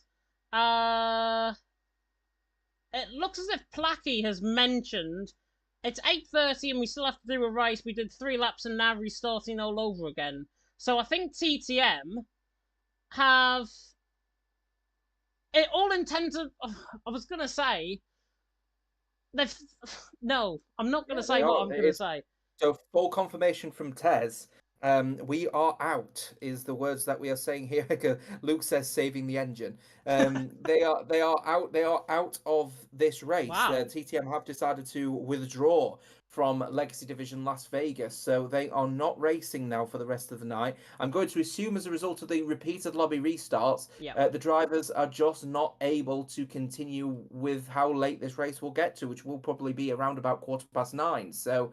Very, very peculiar set of events, but TTM have elected to withdraw. And, speaking to Tez quite regularly, actually, they are a team that are doing really well in every other tournament other than Legacy Division, and they're not going to do very well at all if they don't race it. So, very peculiar. TTM are not racing. We're down to 18. And Joel said in the Discord, by the way, I need to flick back to the screen. That'll be a help. Joe has said, can he race? I would love to see Joe out on track, to be honest. He can represent TTM if he wants to and try and bag some points for them. There we are. I mean, the TTM are probably going to bag more points under Joe than what Leicester's going to do for the rest of the season in the championship, but there we are. Yeah, I mean, that's fair. I'm just having a quick look at what's happening. I've actually just had a quick word. I'm having a quick word at the moment with Tez to see what is going on at the moment. Yeah, very, very peculiar set of events at the moment. So if I get any other news, from Tez, that can be on the record, I'll absolutely say it. But as you can see there, the Williams garage right in front of you, no names on the board. That is it. So TTM have now officially pulled out of this race. We'll be racing with just 18 drivers and an opportunity for some backmarkers who might have been out of the points, now might just be able to get some. Of course, the bottom 3 of this race will not score points. Everyone in the top 15 will. Yeah, definitely so. And it does add that sense of everyone's starting as we are going to get the 5 red lights now coming out here for Legacy Division. Let's hope it's third time lucky. And it is. Light down and away we go. And Kai Pearson gets a good start. Smokey alongside him on the grid gets a good start as well. But Jerry Van Bussel on the run down in towards turn 1. Could loop around the outside on Smokey here in towards turn 1. NVR already playing the game of let's box them in through turn number 1 and see what comes of it. And they're doing a fantastic job at that as well. Jerry Van Bussel though is up the inside line and now he's going to have the attack. It's going to be like Moses parting the Red Sea up the hill in towards turn number 3. Iranian and Jerry are side by side as well. There could be 4 wide in towards turn number 3 and Jerry Van Bussel goes for the race lead. Dives it to the inside line. Just about nearly pulled it off. Kai Pearson gets the loop back under. There's a bit of contact further down the field. Joe Murphy, Gatkowski, and Raphael all getting involved with each other as well. But Kai Pearson leads the way. And he's been spun, I think, by maybe his own teammate. Jerry Van Bussel is round. Not sure if that was with the rallying or Smokey. Very difficult to see on the camera angle. But to where the car was actually placed, I think he's been contacted by his teammate there. I know for me, it looked like he collided actually with one of the Novus Racing drivers, but in that particular incident, the Novus Racing driver didn't actually hit him. It looked like it was a bit of a net code issue where the drivers were actually on different parts of the circuit because it was one hell of a smack. And Jerry Van Bossel now spins round, and it's going to be one hell of an effort to try and get himself back here as well. As Congo Macho switching positions. Aurelian is trying to make his point known on the soft tyres now. Is he going to make a move on Kai Pearson as well for make it a leading driver for a 2-3 for Novus, 1 for Aurelian if he goes around the outside. Is he going to get squeezed into the wall? He will ever so slightly, and that's going to bring Declan back into this race as he then solves on for 3rd place as it stands. Aurelian does need to make these inroads quickly though. He's on the soft tyre versus everyone else around him. Of course, on the hard tyres, of course, he's on the inverse strategy versus everyone else. So he has to go around the outside, and he's going to have to make inroads quickly. Switch back going into 1, and what a move indeed from F7R's Aurelian, who now leads this race. Great overtake. Kai Pearson's being done like an absolute kipper there. Aurelian Thuni's into the race lead, but we saw in the sprint how good the soft compound tyres were for 3 or 4 laps. Then they went off the cliff. Macho proved that for Team Jizu. Is Aurelian going to do the same here for F7R? This is going to be the main concern now for F7R and their strategy call by going on this set of soft compound tyres. Max von der Giesen crowding, by the way, got involved in an incident coming through turn number 11 and 12. They're down at the back end of the field. They're off the pace. They do not have damage, I don't think, so they're continuing on right down at the back end of the field. But Aurelian there leading the way. Kai Pearson there in 2nd. Smokey there in 3rd. Luke, by the way, saying in the chat, TTM had to go at 9:15, which is why they're not racing. I mean, judging if we don't get any VSCs or safety cars, we could easily get to the end, as Aurelian's made a huge mistake there. Down into the left-hander turn 12, now to the left-hander turn number 13, down the Las Vegas strip for the 2nd time. Aurelian nearly went in the wall there. Kai Pearson on the back of him, running now down the straight. Is he just going to rate in behind on the back here of the McLaren? The McLaren man, I think, is just going to hang on to the front. Kai Pearson not going to go for the move. And we remain as we are down the straight is Ian Van Unen, trying to get on the mix as well on Smokey to the outside line. Not going to get the move done, and I don't think moves are happening further down the field apart from Jeff Van Bossel, who's through on both EPL boys very quickly. Indeed, he's through and he's into 14th. Yeah, just having a quick word with Ted about the situation with his team at the moment and what's happening. So yeah, it's absolutely spot on. Furious has got to deal with his essay in real life, and Placate needs to do stuff as well, and that's the reason why they can't keep committing to these restarts, and that's the reason why TTM have pulled out. So yeah, very peculiar set of scenario. They will be back next week, but yes, very sad times for TTM. It is very sad times for TTM. Hopefully we do get back. Obviously, real life does take over and does take precedence over everything that goes over in terms of a potential restart and in terms of sim racing at the end of the day. Everyone here is Jerry Van Bossel is in the wall, I think. Jerry Van Bossel going slow there, I think. I'm not sure if there was contact down the straight there with the EPL boys. I'm not sure what happened there. He was ahead of Raphael and ahead of Laurent, so may have had issues maybe with the TF10 man of Dan J. He's got back going again. Not sure if that was a mistake halfway down the straight or if it was just a bit of contact. Very difficult to see on the camera angle, but he's there in 16th, and he's now being put in the back of the field once again for the 2nd time in about as many laps. So Aurelian there leading the way, Kai Pearson there in 2nd, Smokey there in 3rd, doing a good job. But here comes Ian Van Unen on the back. Your pick, I think, potentially for one of the race win attempts out on track tonight. Ian Van Unen, the Dutchman, on the back of Declan Barrett.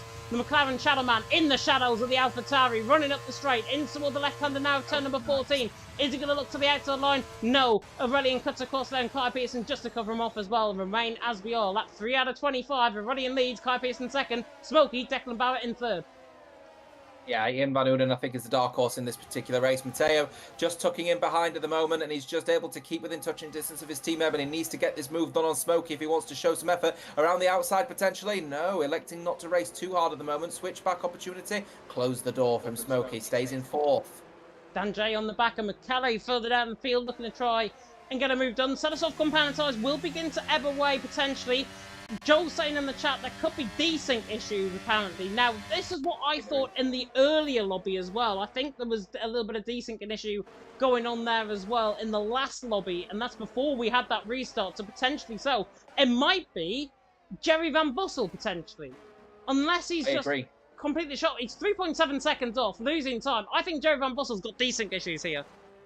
I think he does as well, because the collision that happened at the beginning of this race involving Jerry Van Bussel was so odd, because I didn't see actually anybody crash into him. There was the Novus Racing driver Smokey alongside him, but they didn't make any kind of collision whatsoever. But the car just span out like it got hit by a train. It was absolutely horrendous. So I think there is a little bit of a desync issue. I think it is only affected Jerry Van Bussel because the racing between everyone else seems to be pretty clean. But keep an eye on that one, and that would be disappointing, because that means F7R have got a driver at the front and at the back, but this time it's not even their fault.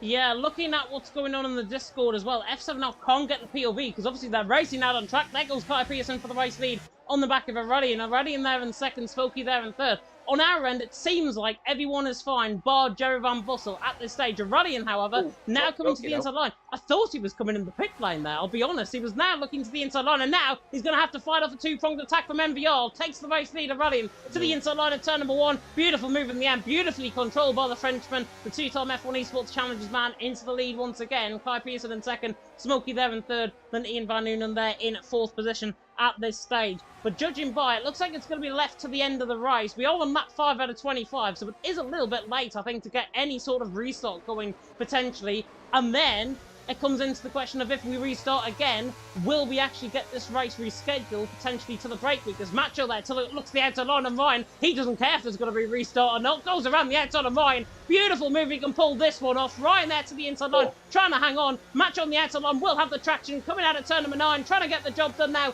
in towards 10, 11 and 12, and Macho has completed that move. Beautiful racing between them both. Macho is the Macho man out on track, and he's into 8th.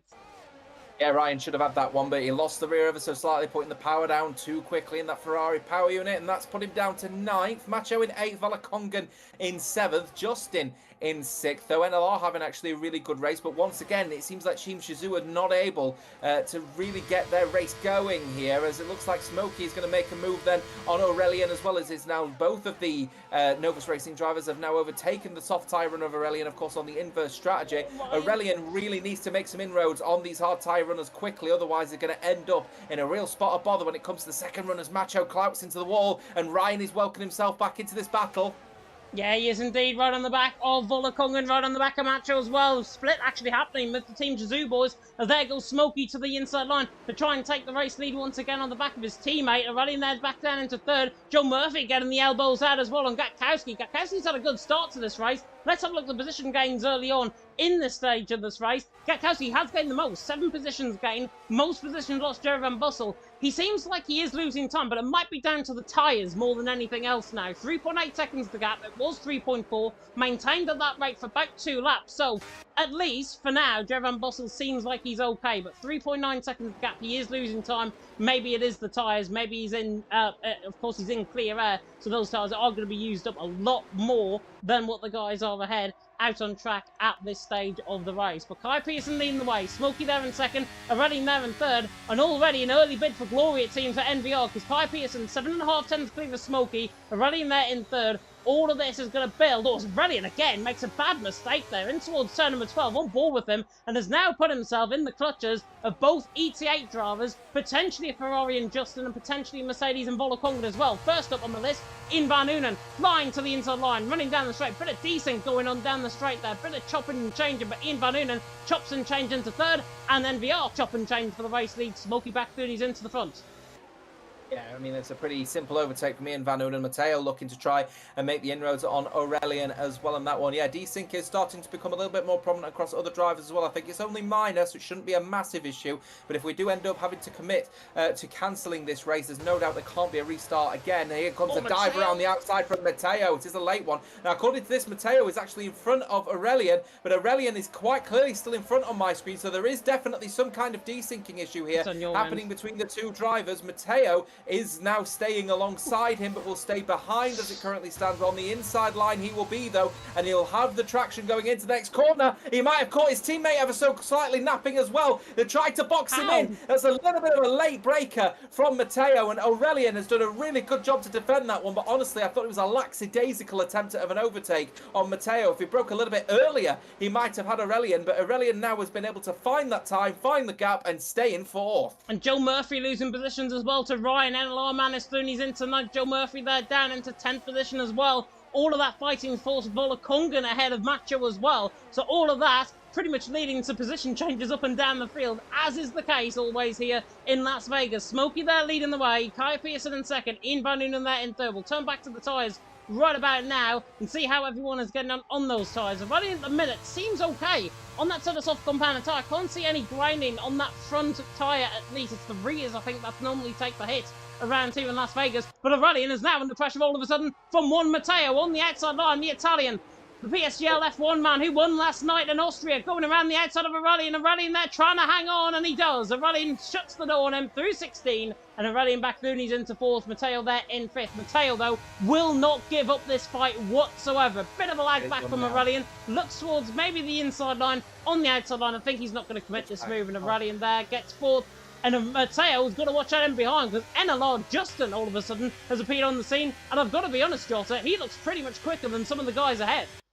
I'm going to be perfectly candid. I don't think Matteo is not the person I saw last night. He's not looking confident in that car at the moment. It doesn't look like he can feel he can chuck the car through corners. And I think as a result, he's just having a bit of a lackadaisical attempts at overtaking on Aurelian. That move is now critical. He needs to get past Aurelian and put time and put gap between him and the McLaren. And of course, Justin will be happy to swallow up any positions that Matteo ends up losing as a result of this one. It is going to start to border criticality now for Matteo. Make the inroads and get the move done is what his team will now be telling him. This is your last attempt before we start really getting a bit angry with you here. Get the move done. You've got confidence, you've got the inroads, you've got the ability. Get it done.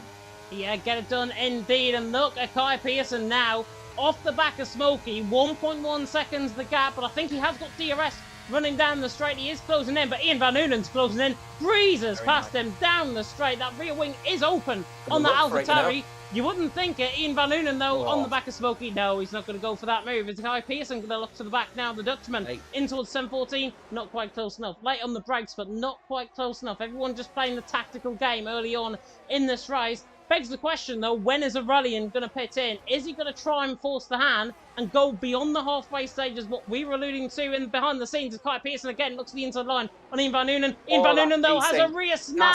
That's desync. 100% desync. Kai Pearson there in second. Ian Van Noonen in third. It looked to me, I thought Ian Van Noonen lost it, oversteered coming through the corner at turn number one. Ian Van Noonen there in third. I was on board with Kai Pearson, and he was absolutely nowhere near him, and he got a nudge. It looked like the car had a nudge. So I think if you look on Ian Van Noonen's point, it's to him, it's going to look like Kai Pearson's hit him. I think there is desync issues now really starting to happen here, and I think Ian will be really livid. He's still in third. Macho under pressure from Joe Murphy as well. The action is going on up and down the field. Beautiful move from Macho to hang on to that position. Joe Murphy will try and get the switch back. He'll have the traction coming out of the corner, but will he have the DRS to try and fight there on the back of Macho, on the back of the rest of the field as well? Ian Van Noonen there on the back of Kai Pearson. Second and third position out on track. Judge, look at the comment section. If you guys want to have an opinion on that, please do, because I thought it was an oversteer moment. You're saying it may have been a little bit of desync. I wasn't on board with that potentially, so might have a different case there from Ian Van Noonen's POV. But Smokey there leading the way. Kai Pearson in second. Ian Van Noonen in third, lap 9 out of 25, and he is going to be boxed in here. The ET8 man on the back of the NVR team. Kai Pearson looking to the inside line there as well on Smokey. Beautiful box off, but here comes Aurelian. Do not count out the F7. Oh man! Oh, Ian Van Noonen has caught himself completely. That was a mistake from Ian Van Noonen. Do not know what's going on. We've got completely different ideas here. I think we're seeing two different things. To me, it looks very much as if there's a massive desync issue happening now. And and again, he's just clouted into the back of Valakonga as Ian Van Noonen, despite the fact that there's been no hit. Exactly. It feels like F1 20, which one was it? F1 2018, where it feels like you'd hit someone, but there wasn't actually a hit. So it's very peculiar out there at the moment. There's definitely desync out there, and that is going to be adding to the issues, especially when it comes to crossplay, because the PlayStation and the Xbox drivers are on different parts of the circuit to each other. Yeah, definitely so. Certainly on my side anyways, I thought that was a mistake from Ian Van Noonen. And again, we might be seeing two completely different things here in the commentary box. Johnson might be having one thing, I might be getting the correct thing, and the drivers are just making mistakes out on track. God knows what's happening in this race anymore. We are 2/5 of the way through, at least. So we are nearing half race distance. Smokey leading the way. Kai Pearson in second. Matteo there in third. Justin there in fourth. Then it's Justin, and then there's Volokong in 5th, Ian Van Unen in 6th, then Ryan, Joe Murphy, Aurelian, Macho top 10, Michele, Gatkowski, Dan J, Laurent, Raphael top 15, Jerry Van Bussel, by the way, did come in the pit lane for set of hold compound and tyres. He's down in 16, Crowding 17, and then Max van der Geest, who's there on a set of mediums. He had a front wing change, is down at the back of the field as there goes Matteo on the outside line. Kai Pearson, though, once again, NVR pulling off the beautiful tactic of just boxing in the ET8 man. ET8 man can't do anything. Matteo knows exactly what NVR plan is. NVR know exactly what their plan is, as it looks like there's a different plan from an NLR man, and that is Ryan about to come into the pit lane. Ryan is in. Looks like Michele is in, and I think Dan J is also in, along with Aurelian. So, Ryan, Aurelian, Michele, Dan J, all into the pit lane, as Justin gets a move done around the outside of turn number 2, the Aston Martin on the inside line, trying to hang the move, the Ferrari nearly forced in toward the wall there, just about avoid contact, and now Justin on the run toward turn number 3, getting the tow from the NVR team, Matteo on the inside line, now getting the tow as well, could be side by side, coming in towards turn number 3, goes around the outside of the Ferrari man, Matteo there on the outside line now, will have to commit to that move, and Justin through these into 3rd, brilliant racing. Keeping an eye on Volokong, and of course the first driver looking to first of the Shizou drivers trying to keep in close proximity of those around him. I'm keeping an eye out on BRT's Joe Murphy as well, because him being on an Xbox platform, I'm wondering if he is on a different part of the circuit versus everyone else on the PlayStation. So I'll keep an eye out and see if any incidents involving him end up occurring, because if that ends up happening, I suspect that we may be in for a question about desynchronization issues. Yeah, definitely. So Joe Murphy on my screen's at least in 7th. He is getting now hounded on the back from Macho. 2.5 tenths of a second, the gap in between them both. Volokongan on the back of Matteo as well, looking quite close. Justin on the back of Kai Pearson, storming now the Ferrari man on the back of the AlphaTauri. Looks toward the inside line, tries the outside line. Not going to commit for that move, my friend. Justin there remains into 3rd. Ryan Aurelian, Michele, Dan J, all on a set of medium compound tyres. Slight mistake there from Justin, who's coming into the pit lane. It looks as if also an Alfa Romeo is coming in the pit lane, and that is Joe Murphy. So both of them are into the pit lane. Everyone else continues on at least for another lap. Has Justin got left side end plate damage coming into the pit lane? Let's have a look. It's got to have done. It's got to have done, because he ended up whacking that wall with a. He ended up whacking that wall pretty aggressively when I heard me go oof like that, because he did hit the wall pretty aggressively. Might have just got away without any damage on that one though. In that particular instant, though they're moving over to the medium tyres, and LR Ryan leading the way of those in front. You mentioned that it was about 2.5 tenths in front. Was Joe Murphy in this one, or behind rather. On my screen, it was actually closer to 4. It was 0.375 at the point of you saying that. So there is a little bit of a desync issue. Around about 50% of the usual gap is being added on. So I think there is a bit of a desync issue where the Xbox drivers are a little bit further behind versus everyone else. That's what I think is happening at the moment. It could also be a desynchronized issue between us two in terms of PlayStation and Xbox as well. That's what I'm saying. I don't know. It's so odd what's happening at the moment. I don't know what's going on. Possibly, just take it from my angle right now. Smokey leading the way, Kai Pearson in 2nd, Matteo there in 3rd. We are half of the way through at this stage of this race. So that means half of the race distance, we do get reduced points all the way up to, I think, 75% race distance, if I'm not mistaken. Here, I will check the point system just shortly. Kai Pearson looking on the back of Smokey. Here comes Aurelian on the back of Ryan as well. In this second group, on the side of medium compound tyres, flying past the Ferrari, running down the straight. Ryan now getting caught up by Michele. Michele now looking towards the inside line. Turn number 14 can't find the move, as there comes one of the race leaders in. Smokey is in, Matteo in, Krakowski in, Raphael in. So 4 out of the 9 that were on a set of hards are into the pit lane. Krakowski on a set of soft compound tyre. He could make a play onto a set of medium compound tyres as well. Great stuff from CPR. They're going to be well in the vanguard as Dan J sets the fastest lap of the race. I think he's just got past Justin in towards turn 1 as well. Aurelian's got him under the undercut here. So the undercut of only 1 lap, and look at the gap that Aurelian's managed to get. Ryan's obviously came in a couple of laps earlier as well, alongside Michele. So it's a really good opportunity for the Cedar Phoenix Igniters. But Smokey, out of all of the drivers that are now going to be going to the end of this race, is 1, 2, 3, 4, 5, 6, 7. Is the 7th runner out of those on the medium tyres. So very, very peculiar set of events here. And you know what? Novus Racing are now going to be looking over their shoulders and going, oh dear, have we got this wrong? Yeah, potentially so. Aurelian doesn't have any damage. Troye was mentioning that in the chat. He doesn't have any damage. He's got ahead of Ryan, so clearly doesn't have any damage on that car. But when everyone decides to come in the pit lane, it's about a 19-second pit stop, if I'm not mistaken, around here. Volakongan passes Kai Pearson all the way down the straight. Kai Pearson has not got the NVR man to help him in terms of that move. Tucks back in the slipstream, tries to catch down the straight, but Volakongan is through, and he's into the race lead once again. Kai Pearson second, Ian Van Unen third, Macho there in fourth, Laurent 2.6 seconds off the back of Macho right now, as Ryan's on the back of a rally and running down this long Las Vegas strip, and he passes him down the straight in toward the left-hander. Now turn number 14, job done for him, and there the Alpine nearly makes contact there with the back of the McLaren. Aurelian now put completely on the back, but McKelly nearly got caught up in that. There was a bit of Constantino affecting behind, because there goes Joe Murphy on the back of Justin, and now Smokey overtaking him to the inside line in towards turn number 1. Dan J and Justin side by side, 2x2 like Noah's Ark. Look at everyone filtering out on the left-hand side of your screen as well. They're filtering out the pit lane, and miles behind these guys who've just gone through camera shot as there. Justin and Dan J are still side by side coming through turn number 2. Smokey there on the back, could get both of them up the hill and towards turn number 3. Dan J has been done in terms of the pace, in terms of the tyres. Smokey through, Justin through, 5th and 6th for them. Oh, this is a mistake from Joe Murphy. Mistake from Joe Murphy. Yeah, I was Joe Van Bossel in the wall. And look at that one. And Kai Pearson is out of this race, and the safety car has been called out in this one. I'm not sure what happened there, but that is just the aggression of the drivers. I think the medium tyre runners, the undercut is so big in comparison to what we've seen. And now Novus Racing's race that was looking so well planned has gone straight out of the window. Judging by what I saw, there was a very late camera angle. I'm going to rewind that back on the replay, because I did catch that just about going into the corner.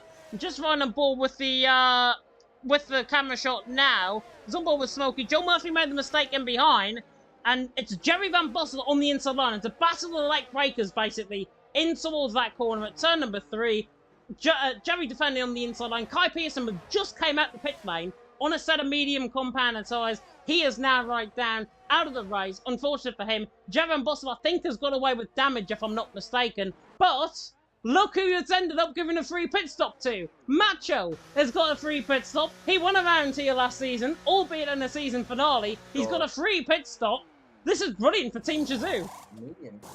Interesting. He's gone for mediums. I'd have gone softs here because he'd have been at 3 laps behind the safety car. Soft tyres had been able to get to the end of this race with a little bit of management. So plenty of drivers electing to do so and come into the pit lane now to switch off of the medium tyres, as Macho has got a free pit stop and has been able to jump Mateo, who has decided to stay out on the set of mediums alongside Volakongan. So Shazoo has suddenly gone from a really, really bad race strategy, a bad race, a bad sprint, a bad qualifying, and suddenly the safety car has switched it entirely on its head, and now they are back in it. And as it stands so far as well, ETA 2-4, and then look who's in 5th. It's our man Gatkowski is now into 5th for the Cedar Phoenix Igniters, and don't discredit the L Plan Racing team in 6-7 as well. This is a race that's been turned massively on its head. Smokey was lucky to take a race victory alongside Kai Pearson. Kai's out of this race. Smokey's down in 11th.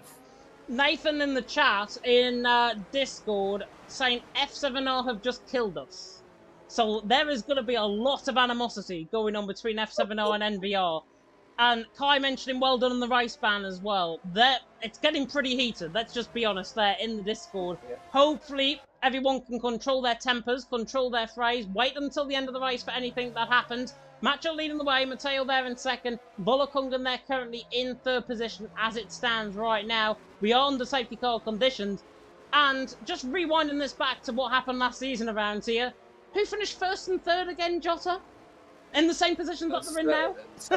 A certain team that are currently 1st and 3rd right now. Shazoo are absolutely smiling from ear to ear underneath their helmets at the moment. Aren't the ETA are as well? At one point, ETA looking like they weren't going to get anywhere near what was going to be a good result for them. But now, Ian Van Unen and Mateo are in a really good place here to get some big points for ETA, and that's exactly what they've been needing. Gatkowski in for big points here for Cedar Phoenix Igniters. EPL are desperate for points as well, and that's a good opportunity for them. But they've got so many quick drivers behind. Smokey, Ryan, Aurelian, Justin, Jerry Van Bossel, Joe Murphy, all well out of position. Now BRT have decided they're going to do the inverse strategy, and they are going to go to the soft, so they are going to start rising through the rankings very quickly. But are those soft tyres alongside the CPI's Michele, as you know, are their tyres going to fall off a cliff, I wonder?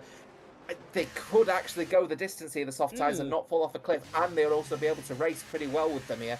Those soft tyre runners could be in a good step towards the end of this race. BRT are changing their tack because they're going back onto set of medium compound tyres. Come on! Really? I didn't see them going to the pit lane. That's a shocker. No, that's the best strategy, I think, to be honest. They're on the fresher set of mediums. I know it's going to be very hard. 15, 16, 17, it's going to be pretty much impossible to try and make a move without there being contact ahead around this track.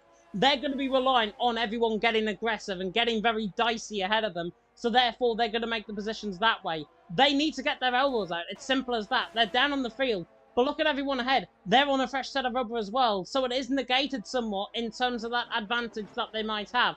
They'll have about 5% fresher tyre, I would think, per lap, so they will be 5% better off towards the end of the race, but it's all going to be on any aggressive battling that goes on. I'm looking immediately at McKelly. They're in 10th position. On a set of soft compound tyres, the sole man on a set of softs. He's got a Ruddy in ahead of him, Smokey behind him. That is where it's going to get aggressive. Smokey is a very good driver on his day. He will try and get McKelly immediately off this restart. A Ruddy in the same on the back of Ryan. He'll try and get immediately Ryan off the back of this restart as well. And then you've got the EPL boys in play. 6th and 7th are on all the rubber, so they're going to come back into play. This is all going to get messy, I think, from about 6th, 7th downwards. Just keeping an eye out on what Crowding is doing at the moment. The safety car should be in at the end of this lap. There we are. He's now joined at the back of the queue. He was keeping it very, very slow on here to try and not join the back of the queue in the hope the safety car will be in for another lap. But as you can see now, the safety car is in at the end of this lap. So Macho will now become the de facto safety car and will slow everyone down to an absolute crawl. And it will be an 8-lap dash to the end. There will be an 8-lap dash to the end. Buckle up, get your popcorn.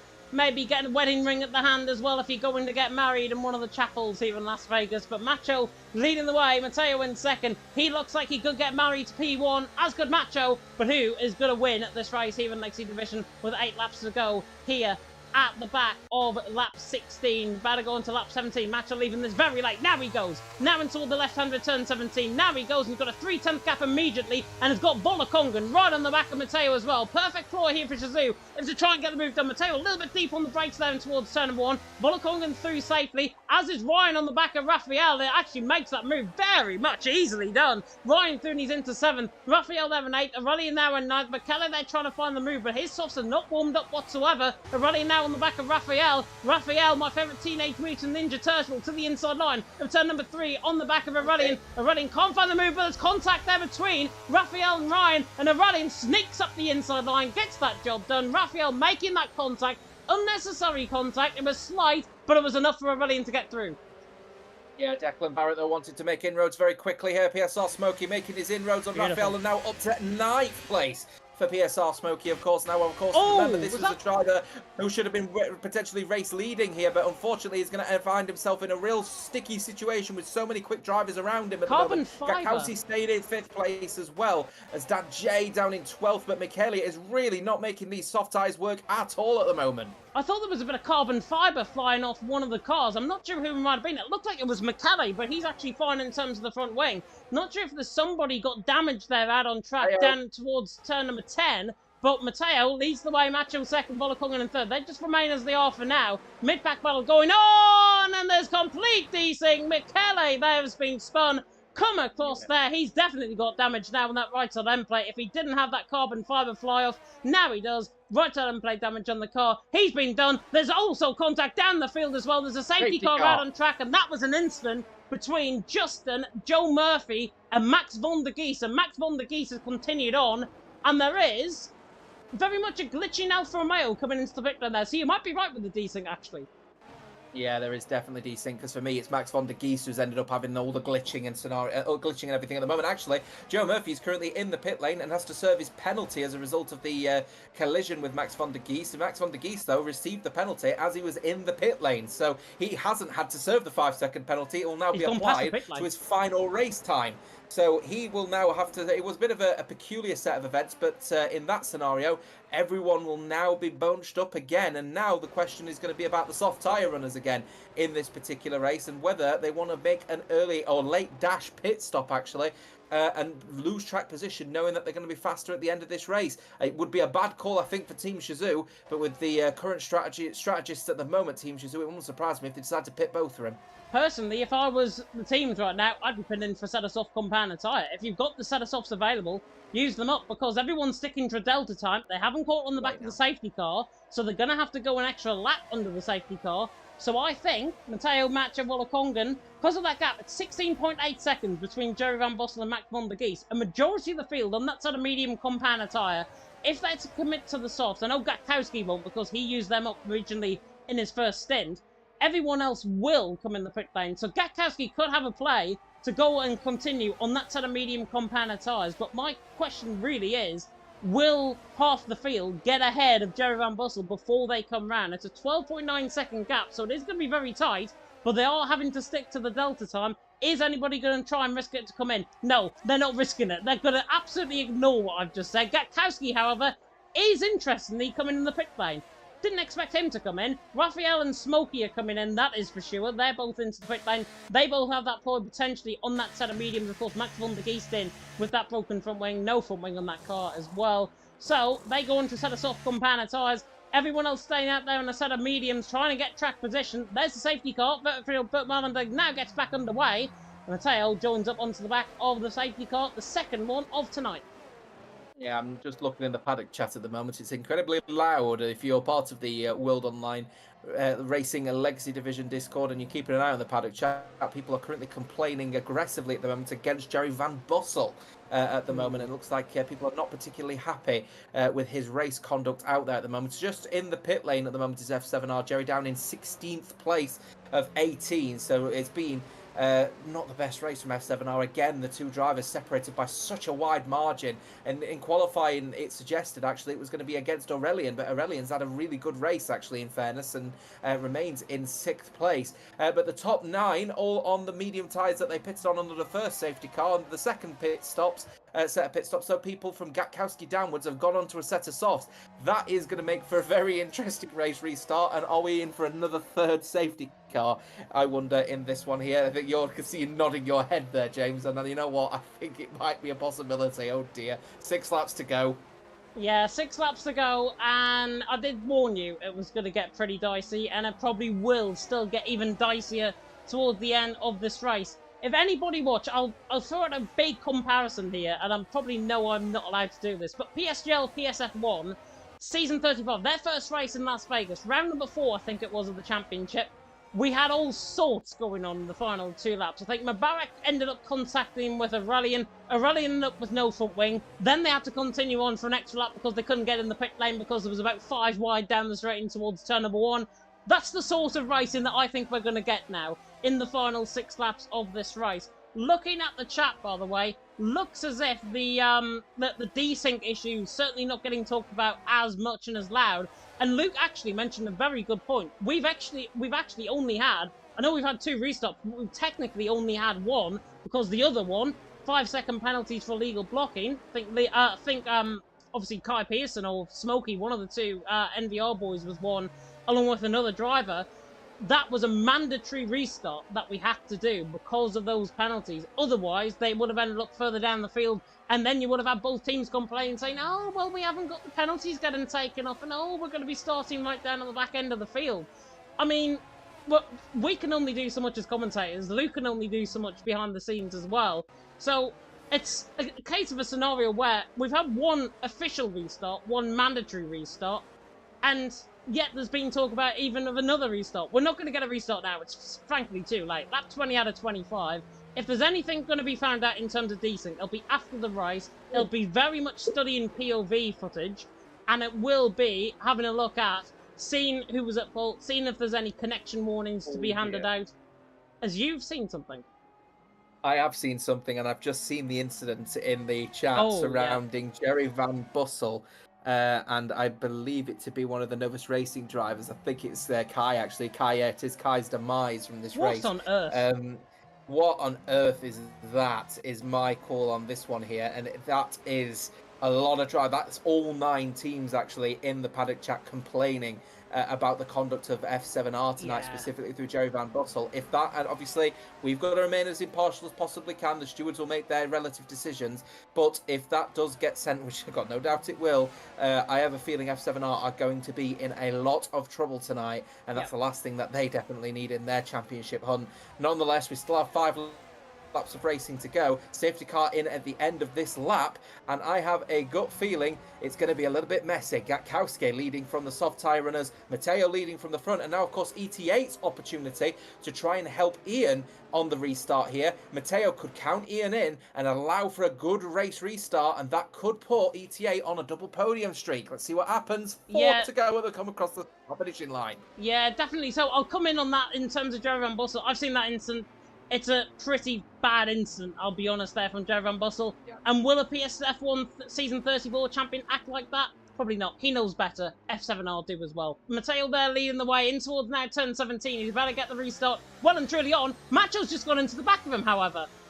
I swear I saw him going into the back there. Matteo there coming now through the final corner. He's got the restart on the way. Macho there on this... I knew it! I knew it straight away then, that collision with Volakongen and Ian Van Unen. It is absolutely enormous at the safety car restart. Ian Van Unen was counted in by Matteo, but the gap was closed and the door was closed by Volakongen, and ET8 and Shazoo have lost 1 driver each, and Alara now on the podium. Aurelian will look deep, and EPL Loren, I don't think it was desync. Honestly, it looked like to me it was going down the inside line, and Ian Van Unen had the door shut by Volakongen, and that is the end of their race. And unfortunately, we couldn't catch that because I was on board with the leaders. Matteo and Macho there have got the restart on the way. Drama early on this restart. There's no safety car either, which is going to be absolutely horrid for Volakongen and for Ian Van Unen. ET8 and Shazoo will feel like they're really screwed, I think, from that potentially. But Max von der Geest is losing positions. Jerry Van Bussel now trying to get the job done further down the field. He's on the back of McKelly. Now coming through the left-hander of turn number 9, 10, in toward 11 and 12. And now there goes Max von der Geest to the inside on. The former VRT man, the former OP man, getting the job done. He's through, he's into 12 positions now. Macho sets his sights on Matteo, running down the start finish, running down the back straight, albeit down the Las Vegas strip. Once again, down in toward the left-hander now of turn number 14, in toward the flick of 15 and 16, and they're still side by side as Macho gets the race lead off Matteo. Nice move there in the end. Matteo's still there on the outside line, but Macho is through, he's into the race lead, and now Ryan on that fresher compound tyre, definitely lapping up now on the back of Matteo to the inside line. Are we going to see a similar incident to what we saw just a lap ago? Not quite, but Ryan there on the back of Matteo hangs on for now. Dan J getting in the mix as well. Team TF10 could have a field day with Dan J there in 6th, but look at who was making ground through the field right in behind. It's that man again, and CPI Gatkowski as Raphael's in the wall through turn 1. Here it comes, and it goes Gatkowski up for 6th place. He's going to get Laurent potentially going into the next corner as well. He's alongside him. He's going to have to brake earlier as Laurent on these medium tyres. There goes Gatkowski, and that man CPI now up to 5th place. The top 9, by the way, all from different teams as a result of this incident. What is going on with this race? 3 laps to go. Gatkowski is suddenly a dark horse for CPI's first podium. Honestly, I think answers on a postcard, please, if you really want to try and predict who's going to win this race. We don't know what's going on. We're calling it all completely wrong. I don't really give 2 hoots, to be honest. Dan J on the back of Smokey. Dan J now under pressure from Smokey. Gets the job done. He's through, he's into 7th. On that set of soft compound tyre. Crowding there in 9th position. BRT making up good ground. There's contact there further down the field, though. That's Jerry Van Bussel again. And along with Max von der Geest, I think that was. Justin getting in the act as well. They're 2 by 2. They're nearly 4 wide almost down the straight. 2 by 2 like Noah's Ark as they come now through the middle part. And now parting the Red Sea. There goes McKelly through the middle. Jerry bouncing back there in terms of desync potentially. Max von der Geest there trying to look on the middle of the track. This is going to end in tears, and it does. Max von der Geest into the back of McKelly. Force him over the curb. Might be a warning coming his way as well. Max von der Geest nearly loses the car as well. Just about recovers. Great recovery from him. There goes Joe Murphy now to the inside line on the back of McKelly. Lawrence on the back of Smokey. Smokey making good ground. Gatkowski there in 5th. Don't know what everyone's smoking out on track. Well, whatever they're having. Macho leading the way. Matteo 2nd. Ryan there in 3rd. Ryan on the back of Matteo. 7/10 of a second between them. Macho there leading the way. Has he got this race in the bag? And could he be the first 2-time winner in Las Vegas in Legacy Division? Potentially 3 drivers out of this race means that all of the drivers that are still racing are now on for points. 1 point for 15 and the maximum at the top, of course. Keeping an eye out on Gatkowski while they're still battling at the back at the moment between Joe Murphy, Max van der Geest, who goes down the inside line. Oh, there's D-Sync. Oh, there's we can't. Oh no, we can't broadcast that. We cannot broadcast that. That is horrendous, but that is confirmation. We've got desync issues between Xbox and PlayStation, and there it goes again. Joe Murphy does make the overtake now up into 12th place, and that just confirms we have had desync issues throughout this race. 23 or 25, 4 laps on these soft tyres for Gatkowski. He is able to keep a distance from Smokey at the moment, but Gatkowski's got to stay within touching distance of the top 4 here because there's potentially oh my god, there's 3 wide. Oh, here we're going, potentially 3 wide, and look at Aurelian flying down there and Lex to stay in 4th, but Matteo will hold on. Ryan squeezes Macho ever so slightly. Macho down for 3rd. Matteo stays in 1st. Ryan is flying for NLR. Here comes Aurelian as well. He's got plenty of ERS at his disposal. Macho is currently struggling for ERS now, down to 3, 2 and 1%. Aurelian will go down the inside and going into turn 1. Joe Murphy with a time penalty, but Aurelian will move himself now up to 3rd. No, I think Macho hanging to the inside line, and Macho puts it there, pretty much off sideways. Gatkowski now on the back, running up the hill on Aurelian, but he's not quick enough to try and catch on the back of the F7R man. Macho there to the inside line. Aurelian now diving it to the inside line as well. This is going to get very dicey between Macho and Aurelian. Aurelian made contact. I thought that was a push to pass, personally, through turn number 1. And then Macho on the inside line thought, you know what? If you can do it, I can do it better. And just basically forced Aurelian into a half spin. And Aurelian there, now back into 4th. Macho there in 3rd. Racing at the top level here in team events, it's got to be clean. It's got to be fair. These guys do not want to knock 10 bells out of each other. The MGM Garden Arena's over the corner of the track. They can definitely go there after the race. Matteo there leading the way. Ryan there in 2nd. Mistake for Matteo. Loses the race lead. Nearly rejoins in the front of Macho. And now Ryan escapes up the road. Is this NLR's chance for a race win? Here comes Gatkowski. 4 wide. Treble overtake around the outside. They're 4, 5 wide down the straight. Goodness me. Gatkowski's catching Ryan very quickly. Could take the race lead, albeit to the inside line. Now in towards 10-14. Smokey there on the back. Matteo on the back. There's 6, 7 cars in with a chance of winning this. Gatkowski leads. Ryan 2nd. Smokey there in 3rd. Matteo 4th. They all get through that very cleanly indeed. Dan J, Crowning, all getting into this race as well. Crowding even getting into the race. Gatkowski leads. Final lap of the race. Ryan, here he comes to the inside line, in towards turn 1. Does he risk the move? No. Gatkowski leads. Yeah, and you know what? Smokey should have been able to get the both of them, but what happened? That PSR Smokey, the man for Novus, where they've been crowning the boxing technique throughout this entire race weekend, was boxed in by Ryan and Gatkowski, who then made the overtake on Ryan. Absolutely beautiful set of events there where Novus Racing's tactics were used against them. Smokey's now down in 3rd, will try and battle with Ryan. Gatkowski trying to pull away. I don't think the race victory is on for CPI, but there's certainly a podium potentially on the cards, but he just needs to hold his nerve. I've seen drivers lose 4 or 5 positions down the straight. Do not count Gatkowski out for a podium, but he's going to be under so much pressure. Ryan at the minute has got 30% of ERS. Gatkowski 38, Smokey 29, and there Gatkowski wants that DRS. Let's Ryan into the race lead. That is foolish for Ryan, and now they're going to play DRS chicken down the straight. It could mean the likes of Macho, Dan J, not entirely ruled out of this either. There could be 7 wide down the straight if I'm not mistaken. Yeah. Ryan leading the way. Matteo 2nd, Gatkowski in 3rd. Here we go. Down the straight once again. Down the Las Vegas strip we go. Smokey right on the back, looking to try and get the triple overtake done. Matteo leads. Gatkowski 2nd. Smokey there in 3rd. They're 3 wide in towards 10-14. Matteo there, just about hanging on. McLaren forcing the AlphaTauri off of Smokey. Aurelian on the back of Smokey, but Matteo somehow is going to win this for ET8. Coming through the final corner on the run to line. He's weaving down the straight. Gatkowski's catching him. Matteo on the run to line. Wins in Las Vegas. Gatkowski in 2nd. Smokey there in 3rd. Oh my holy mother of God. I do not know what happened. Macho's there retired. He'll get counted in that pace position. Oh my God. Macho has... sorry, not Macho. Matteo somehow has kept his cool in all of that. I thought he kept his cool last night in PSGL PSF1. How on earth he had to survive that race? He's had to survive all hell on earth in behind him tonight, and Matteo somehow takes that race win. My God. second race win of the season for ET8. Last one, of course, at Monaco with Ian Van Oonen. That collision, though, means that he couldn't get there, but he rises, does Matteo, to a race victory here tonight in Las Vegas. And then, of course, a big shout out to the Cedar Phoenix Igniters to be the 9th team of this season to have a podium position.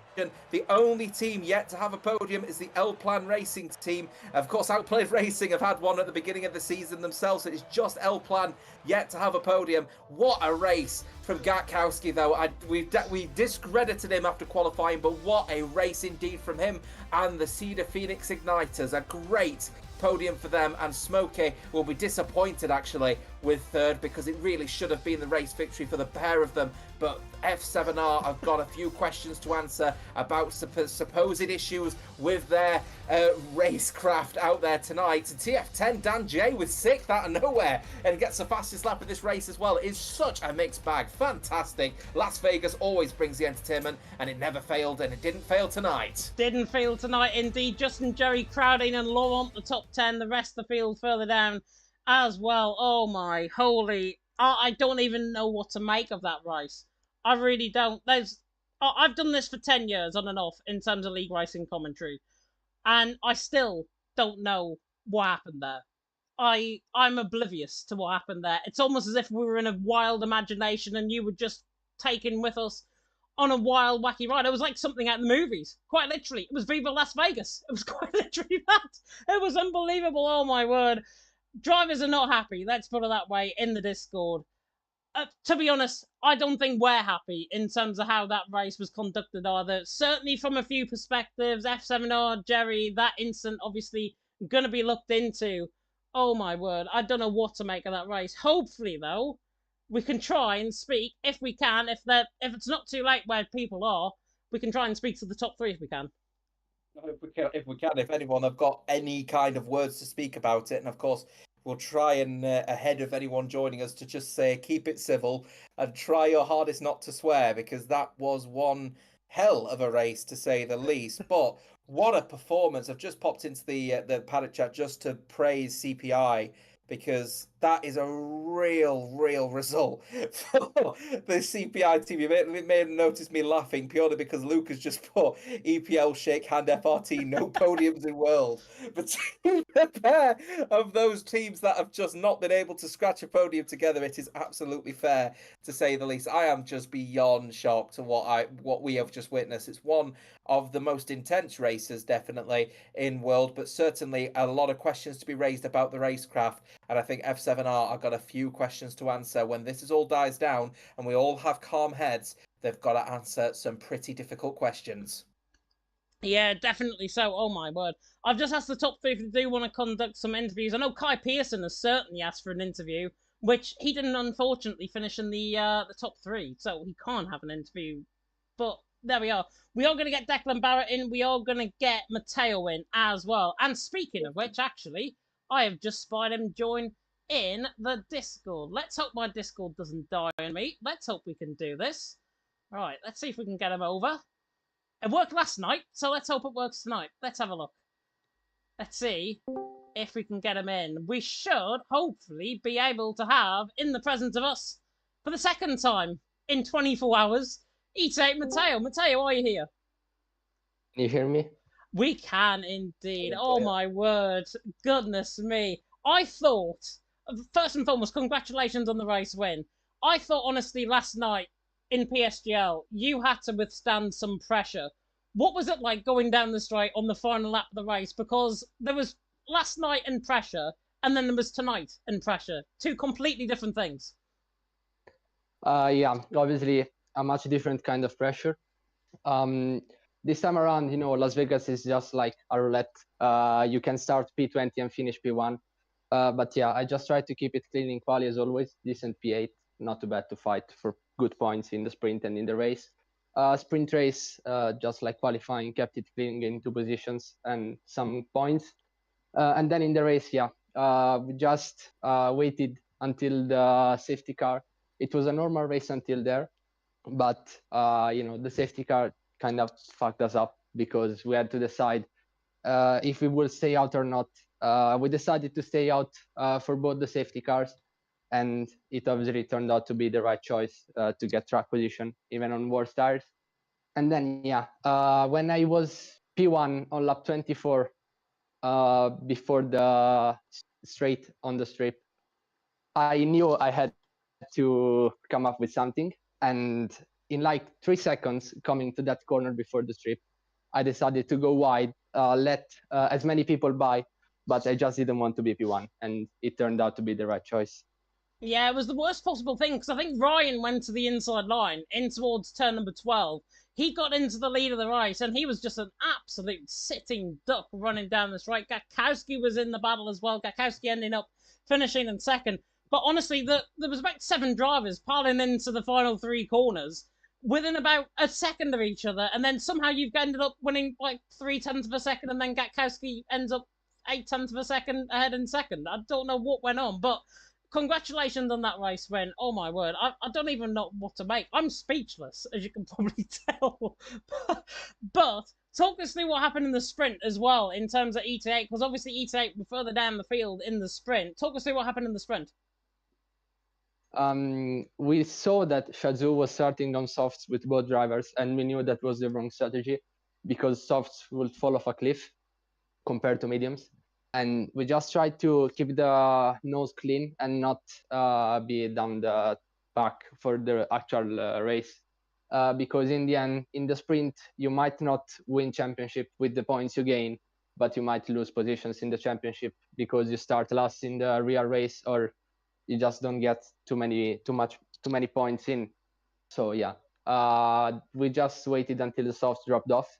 We tried to see if we could make a move on MVR and F7R, but MVR played it really well, letting the P1 guy gap on before every straight. And yeah, fair play to them, nothing we could do there, and we were fairly happy with the result in the sprint. Yeah, obviously extra points in the sprint, extra points, of course, in the feature. Yeah, it was one of those races where everything was very aggressive out on track. And the standards of driving, I know it was Las Vegas, but the standard of driving is nowhere near what we should expect from a top tier level of race. I think the sprint was probably better than the feature race, albeit in the feature race, obviously very aggressive in terms of the racing. Hopefully drivers will take a note of that as well going forward. Because we, in the commentary box, as well as you guys at home, want to see better racing out on track, as does Matteo, of course, because I know Matteo is very good on his day. And of course, he has proven that tonight. Jota, I'm going to come across to you. Any questions? All the questions that I wanted to ask about your particular race have been answered, to be honest with you, but I wanted to speak to you about Ian, because you know what? You and Ian were really on the way here to potentially getting a double podium tonight, but that incident involving him and Volakongan for Team Shazoo sent them both out of this race. He must be absolutely devastated, because ET8 were on for some big points tonight, weren't they? We just tried to time the restart as good as we possibly could. Yeah. I'm not gonna say anything on the incident because, to be fair, I didn't see it. I just looked back and I saw 2 cars crashing into the wall. So I was obviously really devastated because, we were on a 2v2 with Shazoo, basically. We could gain good points on F7R, MVR, which both had basically 1 car out. F7R had 2, but Jerry was quite far behind. And yeah, not ideal, but I did my best to save points, and we managed to do that, luckily. Not the biggest points haul in the end from ET8, despite the race victory tonight, though, obviously with that incident involving your teammate Ian and Velakongan. So, what do you take from this one now? That's the first race victory that you guys have had since Monaco. Are there more race wins in the bag for ET8 going through the remaining rounds of the season? We're just taking it race by race, trying to get as many points as possible. Obviously, to get a win is really nice for the championship standings and the confidence as well, for the mood of the team. It wasn't really ideal after Monaco, I can't lie, but I know what we can do. We can fight for race wins and podiums basically every week, and yeah, that's what we gotta try and do to get the best position possible in the standings. Thank you very much, James. I'm going to ask one question because I know he's on the lineup for EML tomorrow alongside Urpec. How do you think you're going to get on in Mexico tomorrow night?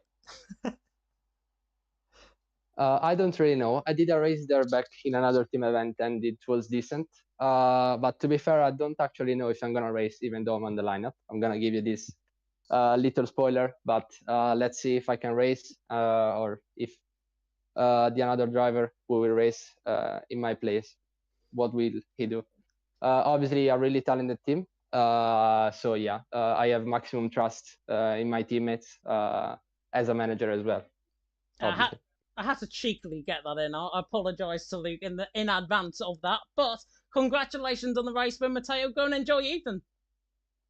Thanks, James. Thanks, Jotter. Have a nice evening. Thank you. Take care now. Very welcome indeed. And we can now speak to the man who finished P2 in the sprint, P3 in the feature, albeit very aggressive in the end. It was Declan Barrett. And Declan, first of all, talk us about the sprint. NVR pulled off probably one of the best team masterclasses, I think, in terms of defensive driving and boxing in, I think I've ever seen.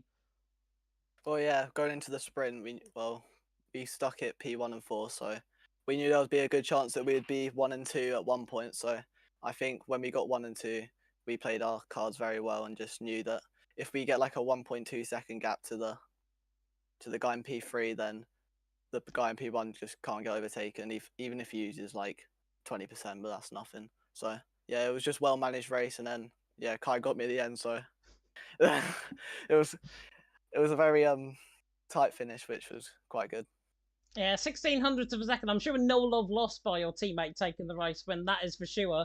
Obviously, more points available within the feature race as well. Talk us through the feature race and talk us through all the trials and tribulations that you went through in that race as well. Well, yeah, saw at the start Jerry got spun round, and I think it was a bit of decent because when I looked at the clip back, I was nowhere near him. So I think it was a bit unlucky for Jerry, of course, because I didn't hit him on my screen. So yeah, and then when it came to the pits, I pit probably about the right time because I had fresher tyres than everyone else ahead, and I was still in the train. So I think it was probably the perfect time to pit. And then of course the safety car came out, so that didn't help at all, and that put me like net P11. And then yeah, I was hoping that the fresh mediums would be able to get me through the field again, but then of course another safety car came out, so they didn't really help me again. So just gambled on softs, and then yeah, I think that's maybe a top 2 finish or P1 maybe, because apparently Matteo might be getting a pen, and of course the Alpine brake checked me going onto the straight, so I think that should be a pen as well. Yeah, there's going to be, put it this way, we had 6 incidents in Brazil last week. I think there's going to be a hell of a lot more than 6 this week in Las Vegas. That is for absolute sure. And hopefully you're on the right side this time, because obviously in the past we've had, I think 2 times this season you've raced. Both times you picked up penalties, lost a podium result as a finish. So it must feel good, obviously, to have the podium, and obviously feel like if Matteo and Gatkowski get penalties, that you could end up winning this race. Yes, finally I'm on the right side of the penalty reports for once, because I haven't had really a break from all the penalty reports. Every race, there's always something that comes up. So yeah, it feels quite nice to know that I might be actually guaranteed a podium this time. Yeah, definitely. So, Jossa, any questions? Yeah, I've got a few questions, surrounding the desync issues, because I agree with you. From my side, you didn't hit him at all. But I believe there has been some incidents, involving yourself, I think, and Jerry Van Bussel early on, where it does suggest that there was a collision. It's very, very odd what that race was. So from your side, I'm kind of interested to understand from a racing point of view, how does that affect your, overall desire to effectively go for that move, go for that dive, knowing that the driver that is alongside you could be on a completely different bit of the circuit? Well, at the time, I didn't really know that I was desynced with him, so I thought, oh yeah, I'll just chance it around the outside. Hopefully, we can do what we did last time in the sprint and just box him in. Hopefully, I can get past him and me just carry on what we did before. But yeah, it was just unfortunate for Jerry because at the end of the day, nothing me or him could have done about it at the end of the day. So it's just a bit unfortunate. And a quick comment as well about the incident involving your teammate. I know that there was a pretty clear-cut, shall we say, incident involving your teammate and Jerry. I'd love to get your take on it if you've seen it. No, I haven't seen it yet, but what I've heard is it seems quite interesting what's happened. What I've heard. So interesting. We'll go with that one then. James. Yeah, nothing else from me. Congratulations on the podium. May even be a race win come this time next week. Go and enjoy your evening. Yeah, thank you. Very welcome indeed. There were already, by the way, 2 reports that have gone in, and that is from Tom, who didn't race tonight, albeit he's obviously reporting on behalf of Shazoo, and he's reporting Matteo for excessively slowing under the safety car, 8 seconds positive delta. This allowed the guys who pitted previous lap to be ahead if we went in for softs, and it's not allowed within the rule book. So that is one report that has gone in. I dare not ruin anything else because I'm probably not even allowed to say that. But there we are. It just speaks volumes, though, to how aggressive that race was in terms of the driving standards, in terms of the overall racing. Thanking Matteo and Declan, of course, for their contributions in terms of the interview. If you thought Las Vegas was all Umar and, yeah, we can get away with the driving there, France and China next week. 2 short qualifyings, 2 sprint 35% races as well. Oh my word, it is going to be very interesting in terms of the race. We've got twice the action. We're going to have to be on our A game for both races. My first commentary around France on this game as well.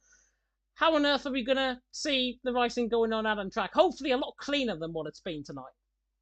Yeah, I mean, we need to have a little bit more racecraft, I think, out there as well. I think it's been a really, really intense race with a lot of drivers electing to put their cars perhaps where they wouldn't usually. But I think Las Vegas does bring that out on people, doesn't it? It's such a wide circuit that you think the space is there and then suddenly the space is gone. So a few questions to be raised perhaps about driving standards that perhaps could be chased up upon. I think F7R potentially have got a few questions, a few difficult questions to answer, but nonetheless, a really, really excellent race, nonetheless, from an entertainment point of view, that's for certain. And I'm looking forward to seeing what we've got coming up next week with those 2 35% races at France and China. Yeah, definitely. So China, certainly from a commentary perspective, I love commentating around China. One of my favourite tracks. It is very good in terms of the racing. It's always very good in terms of tyre wear around that track as well. Tyre wear much lower on this game compared to F1 23. So drivers could get away with... Yeah, hope for the rain as well. Hope for the rain.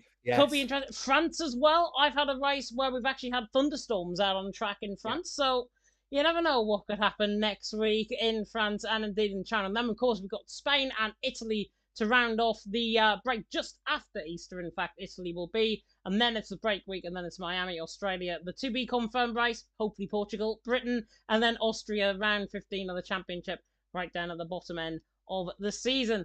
That will round us off very neatly tonight. We've been going live for 2 hours, 33 minutes, and 35 seconds. So we, I think, are going to call it quits now. We are done for tonight. A big thank you to Jota for joining me alongside in the commentary box. A big thank you to you guys tuning in at home.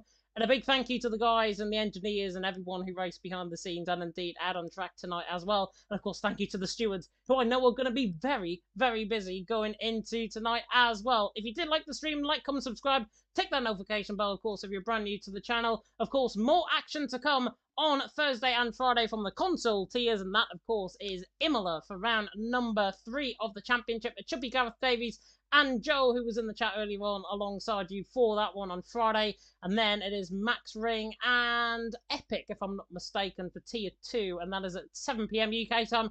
Tier 1, of course, at 8 p.m. UK time. And if you want to get your PC action as well in as well, Imola, of course, has already been. Azerbaijan will be next week as well for PC Tier 2, all the way down to PC Tier whatever we have in WOR. It's very difficult to keep up sometimes, but I've been James Head, he's been Jota. Thank you so much for watching here tonight in WOR Legacy Division.